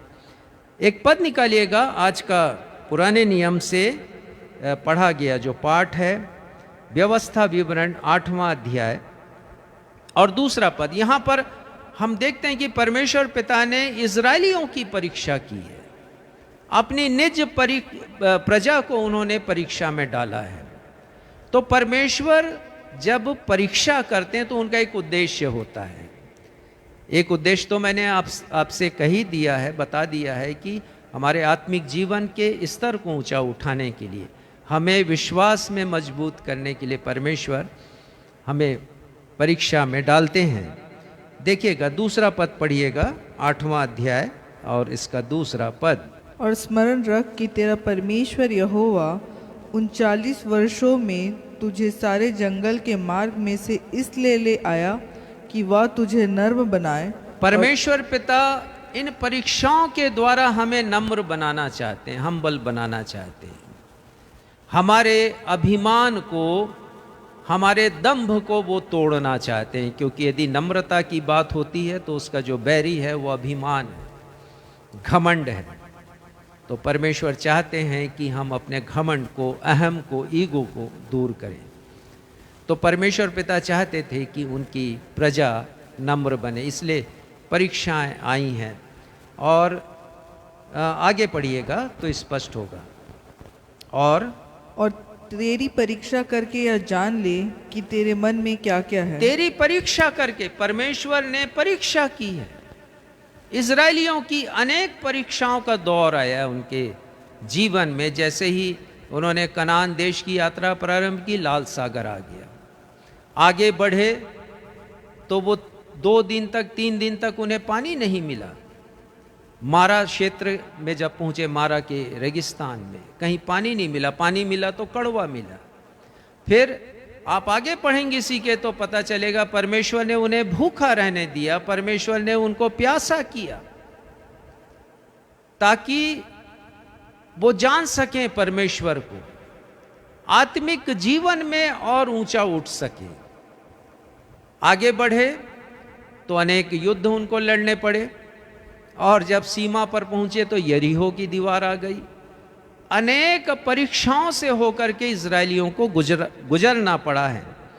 लेकिन हम पढ़ते हैं यहाँ पर आगे तीसरा पद पढ़िएगा।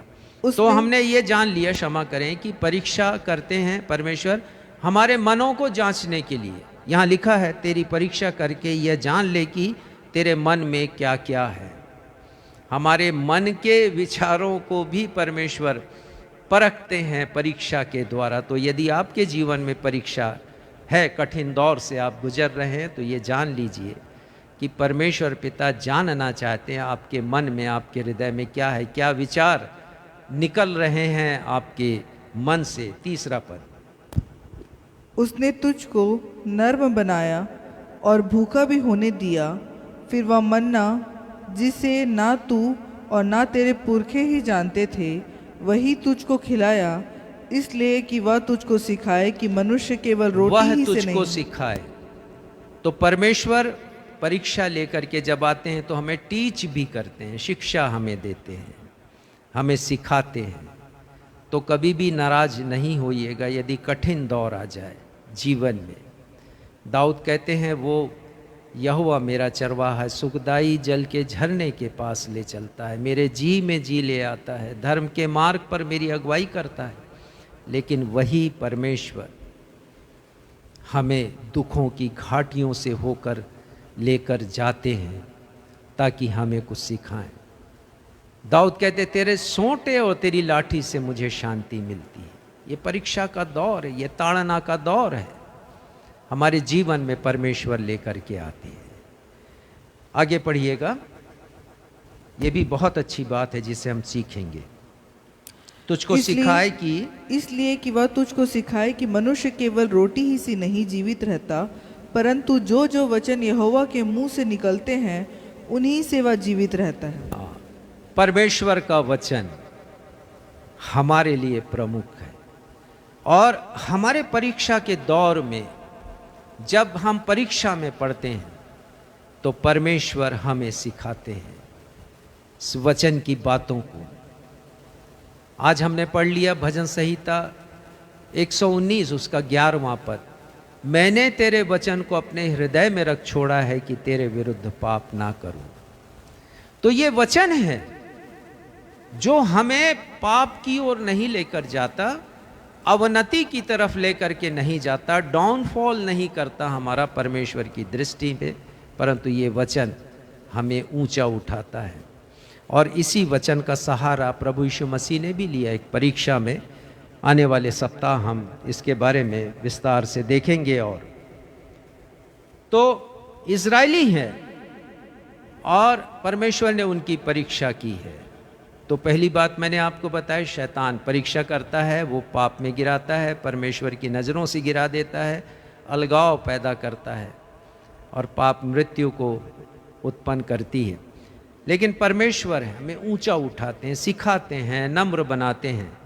और फिर हम देखते हैं प्रभु यीशु मसीह के साथ क्या हुआ था। मत्ती 4 जो लूका 4 का पैरेलल हिस्सा है प्रभु यीशु मसीह की परीक्षा का, उसका उल्लेख मत्ती अपने सुसमाचार में 4 अध्याय में करते हैं।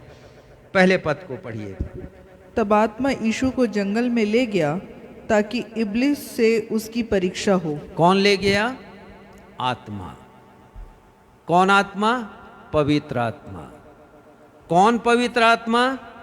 वही पवित्र आत्मा जिसे परमेश्वर ने भेजा है प्रभु यीशु मसीह के ऊपर, जब यरदन में यूहन्ना ने उन्हें बपतिस्मा दिया है। ये वही पवित्र आत्मा है, सामर्थ के साथ प्रभु यीशु मसीह पर उतरे हैं। और परमेश्वर ने कहा ये मेरा प्रिय पुत्र है जिससे मैं अत्यंत प्रसन्न हूं। तो जो पुत्र या यीशु मसीह जिससे वो अत्यंत प्रसन्न थे, अभी कहां ले गया है पवित्र आत्मा? उस स्थान में, उस रेगिस्तान में, उस बियाबान में, उस जंगल में जहां पर हमने पढ़ लिया शैतान से यीशु की परीक्षा हो। कोई और नहीं ले गया यीशु को, ये परमेश्वर का पवित्र आत्मा। तो परमेश्वर पिता हमारे जीवन में परीक्षाओं को इसलिए होने देते हैं कि हम प्रमाणित कर सकें कि हम विश्वास में कितने अधिक दृढ़ हैं परमेश्वर के ऊपर, हम अपने मसीही जीवन में कितने स्थिर हैं, इसे प्रमाणित करने की आवश्यकता होती है। ठीक ऐसे ही जैसे हमारे घर के बच्चे हैं, स्कूल जाते हैं, उनका टेस्ट होता है, वो टेस्ट एक प्रमाण होता है उनकी बुद्धिमत्ता का। और हम लोगों ने भी बहुत सी परीक्षाएं दी हैं और प्रमाणित किया है कि हम कितने एबल हैं, हम कितने योग्य हैं, हम कितने सक्षम हैं। तो ये परीक्षा भी प्रमाणित करती है परमेश्वर की ओर से कि हम कितने सुदृढ़ हैं अपने मसीही जीवन में, पक्के हैं कि नहीं हैं, वचन पर हम चलते हैं कि नहीं हैं, आज्ञा पालन में हम किस स्तर पर हैं, परमेश्वर हमें देखना चाहते हैं, जांचते हैं। तो उपरोक्त दोनों प्रकार की परीक्षा के लिए अब सुनिएगा, बहुत खास बात मैं आपको बताना चाहता हूं। और ये बात मैंने पवित्र आत्मा से सीखा है, क्योंकि मेरे मन में परीक्षा शब्द से बहुत से प्रश्न खड़े होते थे, जिसे मैं आपके सामने अभी रखूंगा। तो हमारी हिंदी बाइबल में एक ही शब्द आया है, चाहे परीक्षा शैतान करे हमारी या परीक्षा में डाल दे, या फिर परमेश्वर हमारी परीक्षा करे, एक ही शब्द है, परीक्षा। लेकिन यदि आप अंग्रेजी की बाइबल देखें तो दोनों प्रकार की परीक्षा के लिए अलग अलग शब्द आए हैं। और यदि आप पढ़ें अंग्रेजी बाइबल या ग्रीक भाषा के लिए, जो हिंदी में परीक्षा शब्द के लिए जो ग्रीक भाषा आई है, तो अंतर स्पष्ट नजर आ जाएगा। आपको समझाना चाहूंगा। शैतान द्वारा लाई गई परीक्षा के लिए जो ग्रीक शब्द आया है, या अंग्रेजी भाषा की बाइबल में जो शब्द प्रयुक्त हुआ, वो है टेम्पटेशन। और टेम्पटेशन का मतलब है प्रलोभन या लालच दे करके पाप में गिराना, यह है टेम्पटेशन। तो इंग्लिश बाइबल में यदि शैतान परीक्षा लेकर के आ रहा है हमारे सामने, प्रलोभन दे रहा है हमें पाप में गिरने का, एक लालच रख करके, तो वो शब्द है टेम्पटेशन अंग्रेजी बाइबल में। और हिंदी में आप कहें तो परीक्षा कह सकते हैं या प्रलोभन भी कह सकते हैं। दूसरा है परमेश्वर के द्वारा जो परीक्षा की जाती है हमारे जीवन के परीक्षण के लिए, उसके लिए शब्द आया है ट्रायल्स। अब देख लीजिएगा, इंग्लिश बाइबल में यही शब्द आया है, हिंदी बाइबल में परीक्षा शब्द ही आया, आगे भी समझाऊंगा। ट्रायल्स का मतलब होता है परखना। परखने का मतलब जौहरी जो जांच करता है, हीरे की जांच करता है, तो वो देखता है कि ये कितना शुद्ध है, इसके शुद्धता की सीमा कितनी, क्योंकि हीरे का मूल्य उसकी शुद्धता के ऊपर निर्भर होता है। इसकी जांच कौन करता है? जौहरी करता है। उसको कहते हैं परखना, कसौटी पर परखना। सोना भी परखा जाता है कि ये कितने कैरेट का है। और आप यदि जाएं कभी स्वर्ण दुकान में, शॉप में जाएं, ज्वेलर्स के यहाँ, तो वो आपको बताएगा, परख करके बताएगा कि आपके पास जो सोना है कितने कैरेट का। तो ये जौहरी का काम है, परखता है। तो परमेश्वर भी परखते हैं मुझे और आपको कि हमारा आत्मिक स्तर कितना है। जैसे हीरा परखा जाता है, जैसे सोना परखा जाता है। एक और शब्द है जांच, और राजा दाऊद ने इस शब्द का प्रयोग किया, और वो कहते हैं तू मुझे जांच कर जान ले। जब उसने पश्चाताप किया है अपने पाप से, निर्मल बना है परमेश्वर के सामने, फिर ऊंचा उठा है। और वो कहते हैं परमेश्वर से कि तू मुझे जांच कर जान ले, मैं कहां पर हूं, तो दूसरा शब्द ट्रायल्स के लिए जांच है और तीसरा शब्द है परीक्षण। परीक्षण किया जाता है, बहुत सी धातुओं का परीक्षण किया जाता है, उनके इंटेंसिटी का परीक्षण किया जाता है कि उनकी तन्यता कितनी है।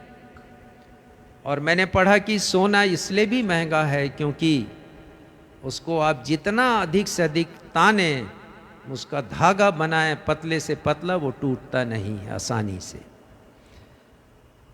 तो परमेश्वर के द्वारा जो परीक्षा लाई जाती है, परीक्षा जो हिंदी बाइबल में शब्द है, उसके लिए अंग्रेजी में और ग्रीक भाषा में जो शब्द का अर्थ है वो है ट्रायल्स। और शैतान टेम्पटेशन लेकर के आता है। तो प्रथम शताब्दी की कलीसिया में परीक्षा को लेकर बहुत बड़ा भ्रम था कि शैतान ने लाया है या परमेश्वर के द्वारा लाई गई है ये। और बहुत बार लोग शैतान के द्वारा लाई गई परीक्षा को कह देते थे परमेश्वर के द्वारा लाया गया है, परमेश्वर ने ऐसा क्यों होने दिया, क्यों ऐसी परिस्थितियां बन गई कि मैंने पाप किया, परमेश्वर को क्या मालूम नहीं था। अनेक लोग तो यही प्रश्न करते हैं आदम हवा के पाप को लेकर कि परमेश्वर को मालूम था कि आदम हवा पाप करेंगे तो वो भले बुरे ज्ञान का वृक्ष उन्होंने बनाया ही क्यों, नहीं बनाते।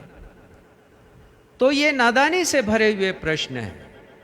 बात यह है कि हमें समझने की आवश्यकता है कि उत्पत्ति 2:16-17 में जो बातें लिखी हैं वो बाइबल के एक बुनियाद को प्रस्तुत करती हैं। तो ऐसे प्रश्न करके हम अपनी नादानी का परिचय ना दें। तो मैं आपको बता रहा था कि प्रथम शताब्दी में अर्थात सन 100 तक की जो कलीसिया थी उसमें काफ़ी भ्रम उत्पन्न हो गए इस परीक्षा शब्द को लेकर। तो इसीलिए संत याकूब ने एक और पाठ जो आज हमने नए नियम से पढ़ा है, पत्रियों में से निकाल लें, याकूब पहला अध्याय, उन्होंने बहुत खूबसूरती से बयान किया है। और जो कुछ भी बयान किया उसे मैं आज आपके सामने रखना चाहता हूं ताकि आपके मन में यदि कुछ भ्रम है परीक्षा को लेकर के तो वो भ्रम आज आप दूर कर लें। तो ये याकूब, संत याकूब प्रभु यीशु मसीह के स्टेप ब्रदर थे, अर्थात सौतेले भाई थे। और प्रभु यीशु मसीह के क्रूस पर की मृत्यु के बाद प्रभु यीशु मसीह के चारों भाई प्रभु यीशु मसीह के अनुयायी बन गए। और उनमें से एक भाई याकूब है, एक भाई यहूदा है, दोनों ने पत्रियां लिखी हैं। तो अभी मैं याकूब की चर्चा कर रहा हूं। उन्होंने हमारे भ्रम का निराकरण किया, समाधान किया है बहुत खूबसूरती के साथ। आज भी बहुत से मसीही नहीं समझते। पढ़िएगा दूसरा पद, पहला अध्याय याकूब का दूसरा पद। हे मेरे भाइयों, जब तुम नाना प्रकार की परीक्षाओं में पड़ो। हाँ देखिए, पहले ही वो लिख रहे हैं नाना प्रकार की परीक्षाएं। नाना प्रकार मतलब अनेक प्रकार की परीक्षाएं। तो जब हम पढ़ें इन परीक्षाओं में तो जानने की आवश्यकता है कि परीक्षा परमेश्वर की तरफ से है या शैतान की तरफ से। तो वो उन्होंने व्याख्या भी की है बहुत अच्छी तरह कि हम जान लें कि कैसे परमेश्वर के द्वारा की गई परीक्षा को, जिसे ट्रायल्स मैंने कहा है, परख मैंने कहा है, जांच और परीक्षण का है, और शैतान के द्वारा लाई गई परीक्षा में विभेद हम कर सके। तो नाना प्रकार की परीक्षाओं में पढ़ो तो क्या कहते हैं वो आगे, तो इसको पूरे आनंद की बात समझो। हाँ, वो कहते हैं कि इसे हम पूरे आनंद की बात समझें। और वो कह रहे हैं यहाँ पर परमेश्वर के द्वारा लाई गई परीक्षा की बात। और वो कह रहे हैं कि यदि हम ऐसे कठिन दौर से गुजर रहे हैं तो हम परमेश्वर की तरफ उंगली ना उठाएं, उनकी आलोचना ना करें परमेश्वर ऐसा क्यों होने दिया, लेकिन जिंदगी को देखें अपने। क्योंकि हमने देख लिया व्यवस्था विवरण 8:2 में लिखा है परमेश्वर पिता हमारे मन की बात जानना चाहते हैं परीक्षा करके। हम हैं कहां पर? परमेश्वर पिता बताएंगे आपको। कठिन दौर से यदि गुजर रहे हैं, बीमारी से गुजर रहे हैं, आर्थिक परेशानी है, अनेक प्रकार की अनपेक्षित परिस्थितियां उत्पन्न हो गई, विषम परिस्थितियों से होकर गुजर रहे हैं, वो कहते हैं याकूब आनंद की बात समझो। और 12वां पद पढ़िएगा और तब हम इसे अच्छी तरह समझेंगे परमेश्वर के द्वारा लाई गई परीक्षा या परख के बारे में। तो वो कहते हैं कि जब परमेश्वर अनेक प्रकार की से परखें हमें, तो हम इसे आनंद की बात समझे। 12वां पद पढ़िएगा। धन्य है वह मनुष्य जो परीक्षा में स्थिर रहता है। परीक्षा में स्थिर रहता है। कौन सी परीक्षा? परमेश्वर के द्वारा लाई गई परीक्षा, अर्थात परख में। परमेश्वर जब परखें हमें तो हम स्थिर रहें, गिरे नहीं हम पाप में, परमेश्वर से दूर हम ना चले जाएं कि बीमारी आ गई, निर्धनता आ गई, समस्याएं आ गई तो हम सोचें कि परमेश्वर हमारी प्रार्थना को नहीं सुन रहे। कहीं ऐसा ना हो कि हम उनसे दूर चले जाएं। संत याकूब कहते हैं कि हम स्थिर रहें। कब स्थिर रहें? परखें, जब परमेश्वर ट्रायल्स में लेकर के आए। और इसी बात को इब्रानी के लेखक लिखते हैं, इब्रानी के लेखक लिखते हैं 12वें अध्याय में, और वो लिखते हैं 5वें पद के दूसरे हिस्से में, पढ़िएगा। हे मेरे पुत्र, प्रभु की ताड़ना को हल्की बात ना जान, और जब वह तुझे घुड़के तो साहस ना छोड़। वो लिख रहे हैं कि जब परीक्षा का दौर आए, जब चेस्टनिंग का पीरियड हमारे जीवन में है, ताड़ना दें परमेश्वर, तो इसे हम हल्की बात नहीं जाने, गंभीर बात समझें, सीखने की कोशिश करें कि परमेश्वर क्या सिखाना चाहते हैं। क्योंकि व्यवस्था विवरण 8वें अध्याय के दूसरे तीसरे पद में हमने पढ़ लिया कि परमेश्वर सिखाना चाहते थे इस्राएलियों को, और परमेश्वर मुझे और आपको भी परखने के द्वारा सिखाना चाहते हैं। तो जो विषय जिसके ऊपर हम विचार कर रहे हैं अभी समग्र रूप से, वो ये है कि परीक्षा से कोई बच नहीं सकता, परमेश्वर भी हमें परखते हैं। और एक और पद देखिएगा, देखिए इन्होंने क्या लिखा है अय्यूब की किताब में 5वें अध्याय में देखिएगा, और यहाँ पर जो वचन है ये मिलता जुलता है याकूब और इब्रानियों की किताब में जो संदर्भ अभी हमने पढ़े हैं। तो 5वां अध्याय 17वां पद पढ़िएगा। देख, क्या ही धन्य है वह मनुष्य जिसको परमेश्वर ताड़ना देता है, इसलिए तू सर्वशक्तिमान की ताड़ना को तुच्छ मत जान। यहाँ पर लिखा है कि धन्य है वो मनुष्य जिसे परमेश्वर ताड़ना देता है। मैं और आप परख में पढ़ सकते हैं, हमें परखा जा सकता है परमेश्वर के द्वारा। हम परीक्षा में, शैतान के द्वारा लाई गई परीक्षा में, प्रलोभनों में फंस सकते हैं, लेकिन लिखा है धन्य है वह मनुष्य जो परीक्षा में स्थिर रहता है और जिसे परमेश्वर ताड़ना देते हैं। आगे पढ़िएगा। इसलिए तू सर्वशक्तिमान की ताड़ना को तुच्छ मत जान। हाँ, इब्रानी के लेखक लिख रहे हैं तू हल्की बात नहीं जाने, तो हम भी नहीं जाने। 18वां पद, क्योंकि वही घायल करता और वही पट्टी भी बांधता है, वही मारता है और वही अपने हाथों से चंगा भी करता है। हाँ, तो ये परमेश्वर हैं, वही मारते हैं, वही जिलाते हैं, हमें हाथों से चंगा करते हैं, वही घायल करते हैं, वही पट्टी भी बांधते हैं। तुच्छ ना जाने इस बात को यदि परमेश्वर हमें परखते हैं तो याकूब पर आ जाएं फिर से और ये देखें, हम समझने की कोशिश करें कि हमारे जीवन की दूसरी परीक्षा शैतान जो हमारी करता है वो कैसे होती है। तो समझे इसमें ना, इसे समझने की बहुत आवश्यकता है। पढ़िएगा 13वां पद, याकूब पहला अध्याय 13वां पद।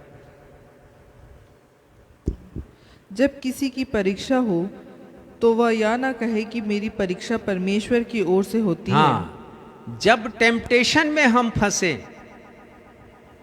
तो ये ना समझें कि ये जो टेम्पटेशन है या प्रलोभन के जिस दौर से हम गुजर रहे हैं, पाप के प्रलोभनों से, लालसाओं और अभिलाषाओं के प्रलोभनों से, तो परमेश्वर हमें हमारी परीक्षा कर रहे हैं या हमें परख रहे हैं। कभी भी नहीं सोचिएगा। आगे क्या लिखा है? क्योंकि ना तो बुरी बातों से परमेश्वर की परीक्षा हो परमेश्वर सकती है। बुरी बातों से कभी परीक्षा नहीं करते किसी की। टेम्पटेशन में परमेश्वर बुरी बातों से परीक्षा नहीं करते, ये शैतान करता है। जैसे उदाहरण के रूप में प्रलोभन देता है शैतान। आपका कोई मित्र है और वो शराब पीने वाला है और आपको वो एक दिन ऑफर करता है, पार्टी है, ये तो सब पी रहे हैं, आजकल तो महिलाएं भी पीने लगी, और आप उस प्रलोभन में फंस जाते हैं और आप पीना शुरू कर देते हैं। यह प्रलोभन है, यह बुरी बात है। इस बुरी बात से परमेश्वर किसी की परीक्षा नहीं करते। मत कहिएगा कि परमेश्वर ने ऐसी परिस्थितियां उत्पन्न कर दी, मेरे पास कोई चारा नहीं था, मैं बच नहीं सकता था, मेरे ऑफिसर लोग थे साथ में और सबने यदि उसे पेश किया, मैं कैसे बच सकता था। बहुत से लोग तो पी रहे हैं, आजकल कई धर्मगुरु भी पीते हैं। तो ऐसी लालसाओं से हम परमेश्वर को दोषी ना ठहराएं कि परमेश्वर ने ऐसा होने दिया है। ये टेम्पटेशन की घड़ी है, ये प्रलोभन की घड़ी है। परमेश्वर कहते हैं, परमेश्वर का वचन कहता है कि बुरी बातों से परमेश्वर किसी की परीक्षा नहीं करते हैं, ना बुरी बातों से के द्वारा परमेश्वर किसी की परीक्षा लेते हैं, टेम्पटेशन में उसे डालते हैं। और उसी प्रकार हम देखते हैं कि आजकल एक और बात प्रचलन में बहुत आ गई है, और वो ये है कि बड़ी आसानी से युवक और युवतियां दैहिक लालसाओं में फंस रहे हैं। तो इस बात को मत कहिएगा कि परमेश्वर सब कुछ जानते थे तो उन्होंने ऐसा क्यों होने दिया। मान लीजिए कोई ये कहे कि मैं तो शराब पीने नहीं चाहता था, परमेश्वर ने मेरे हाथ को झटक क्यों नहीं दिया, परमेश्वर ने उस मार्ग में जाने से मुझे रोक क्यों नहीं लिया। बुरी बातों से परमेश्वर हमें प्रलोभनों में नहीं डालते, तो कौन डालता है? 14वां पद पढ़िएगा, याकूब 1 और 14वां पद, और बहुत सी बातें अब आपको स्पष्ट होंगी। परंतु प्रत्येक व्यक्ति अपनी ही अभिलाषा में खिंचकर और फंसकर परीक्षा में पड़ता है। देखिए यहां लिखा है, परंतु प्रत्येक व्यक्ति अपनी ही, ध्यान दीजिएगा, अपनी ही स्वयं की, उसकी लालसाएं हैं। अब बहुत से माता पिता को कहते सुना मैंने कि लड़का यदि बिगड़ गया तो वो कहते हैं कि गलत लड़कों की संगति में था। लड़के को निर्दोष बना दिया और दोषी ठहरा दिया दूसरे लड़कों को। यहां पर परमेश्वर का वचन कह रहा है, अपनी ही अभिलाषाओं लालसाओं में फंसता है मनुष्य, प्रलोभन में फंसता है। ठीक ऐसे ही जैसे कोई शिकारी जाल फैलाता है, भ्रम उत्पन्न करता है वहां पर पशुओं के लिए, और उस जाल में उसे फंसा लेता है।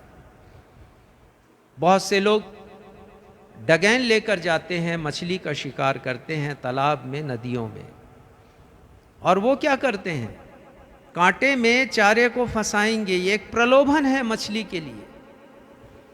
मछली सोचती है कि ये उसका दाना है, खाने का दाना है, और वो उसे खाएगी, अपना पेट भरेगी, लेकिन वो फंस जाती है। और यही बात याकूब लिख रहे हैं, प्रत्येक व्यक्ति अपनी ही अभिलाषा से खींचकर और फंसकर परीक्षा में पड़ता है। और 15वां पद पढ़िएगा, आज के संदेश का अंतिम ये पद है। फिर अभिलाषा गर्भवती होकर पाप को जनती है, और पाप जब बढ़ जाता है तो मृत्यु को उत्पन्न करता है। तो ये अपनी ही अभिलाषा है। अभिलाषा के लिए जो ग्रीक भाषा का शब्द है वो है एनियूमिया। इसका मतलब है अनैतिक इच्छा रखना, जिसे अवसर पाकर पूरी करने की लालसा होती है। एक लालसा, लस्ट होता है कि हमें ये करना है, एक बार कर लिया तो फिर उसे बार बार करना है। और लिखा है कि अभिलाषा गर्भवती होती है।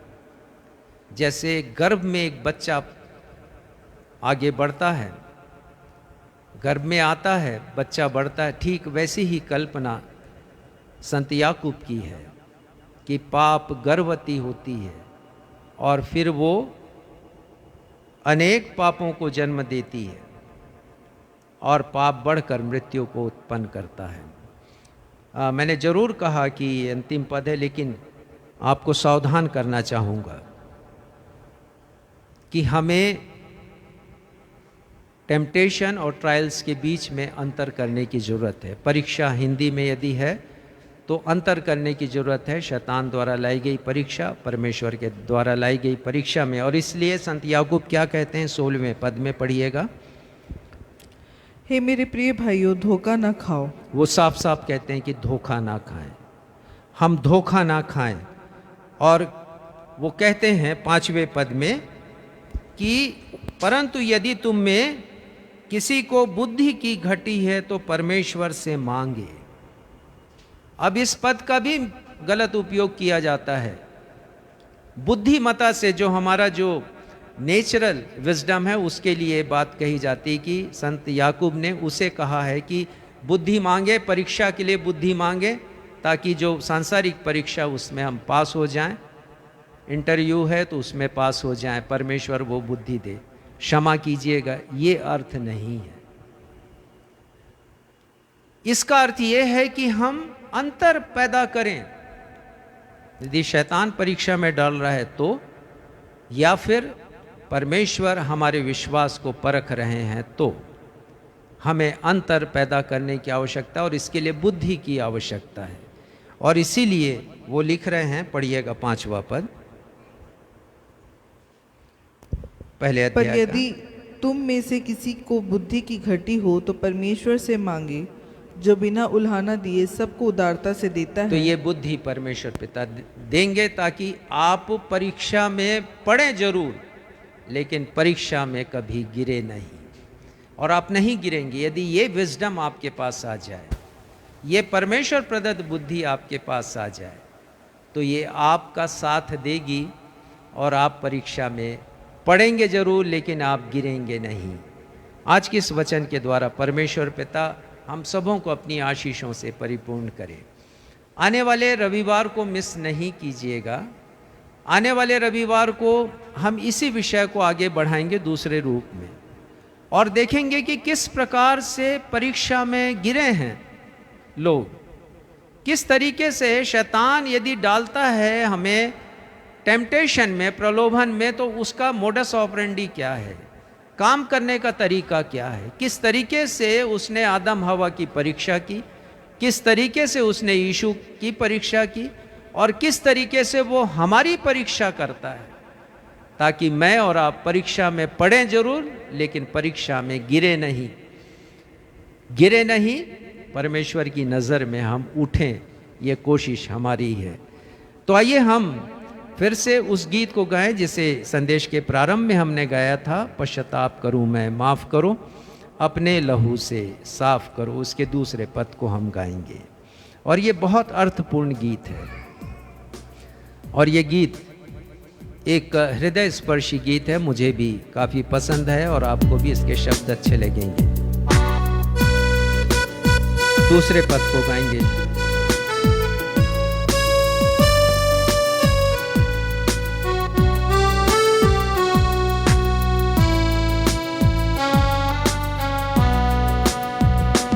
टूटा मन लेकर जो पास आए वो तुच्छ नहीं है, तेरे लिए जो मान कर पाप को छोड़ दिए तो दया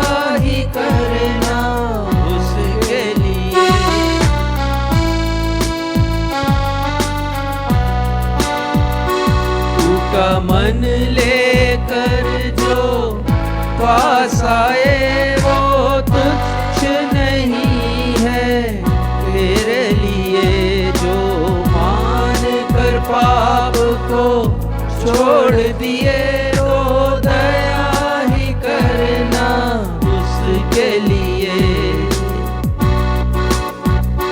टूटा मन मेरा स्वीकार करो, सपनों को मेरे साकार करो। टूटा मन मेरा स्वीकार करो, सपनों को मेरे साकार करो। हर दाग गुनाह के मेरे प्रभु अपने ही लहू से साफ करो। हर दाग गुनाह के मेरे प्रभु अपने ही लहू से साफ करो। पश्चाताप करूं मैं, माफ करो अपने लहू से साफ करो। पश्चाताप करूं मैं, माफ करो अपने लहू से साफ करो। प्रार्थना में जाएं। हे प्रियो, मैं अब आप सबों को परमेश्वर पिता के सुरक्षामयी हाथों में अनुग्रह के इन वचनों के साथ सौंप देता हूँ।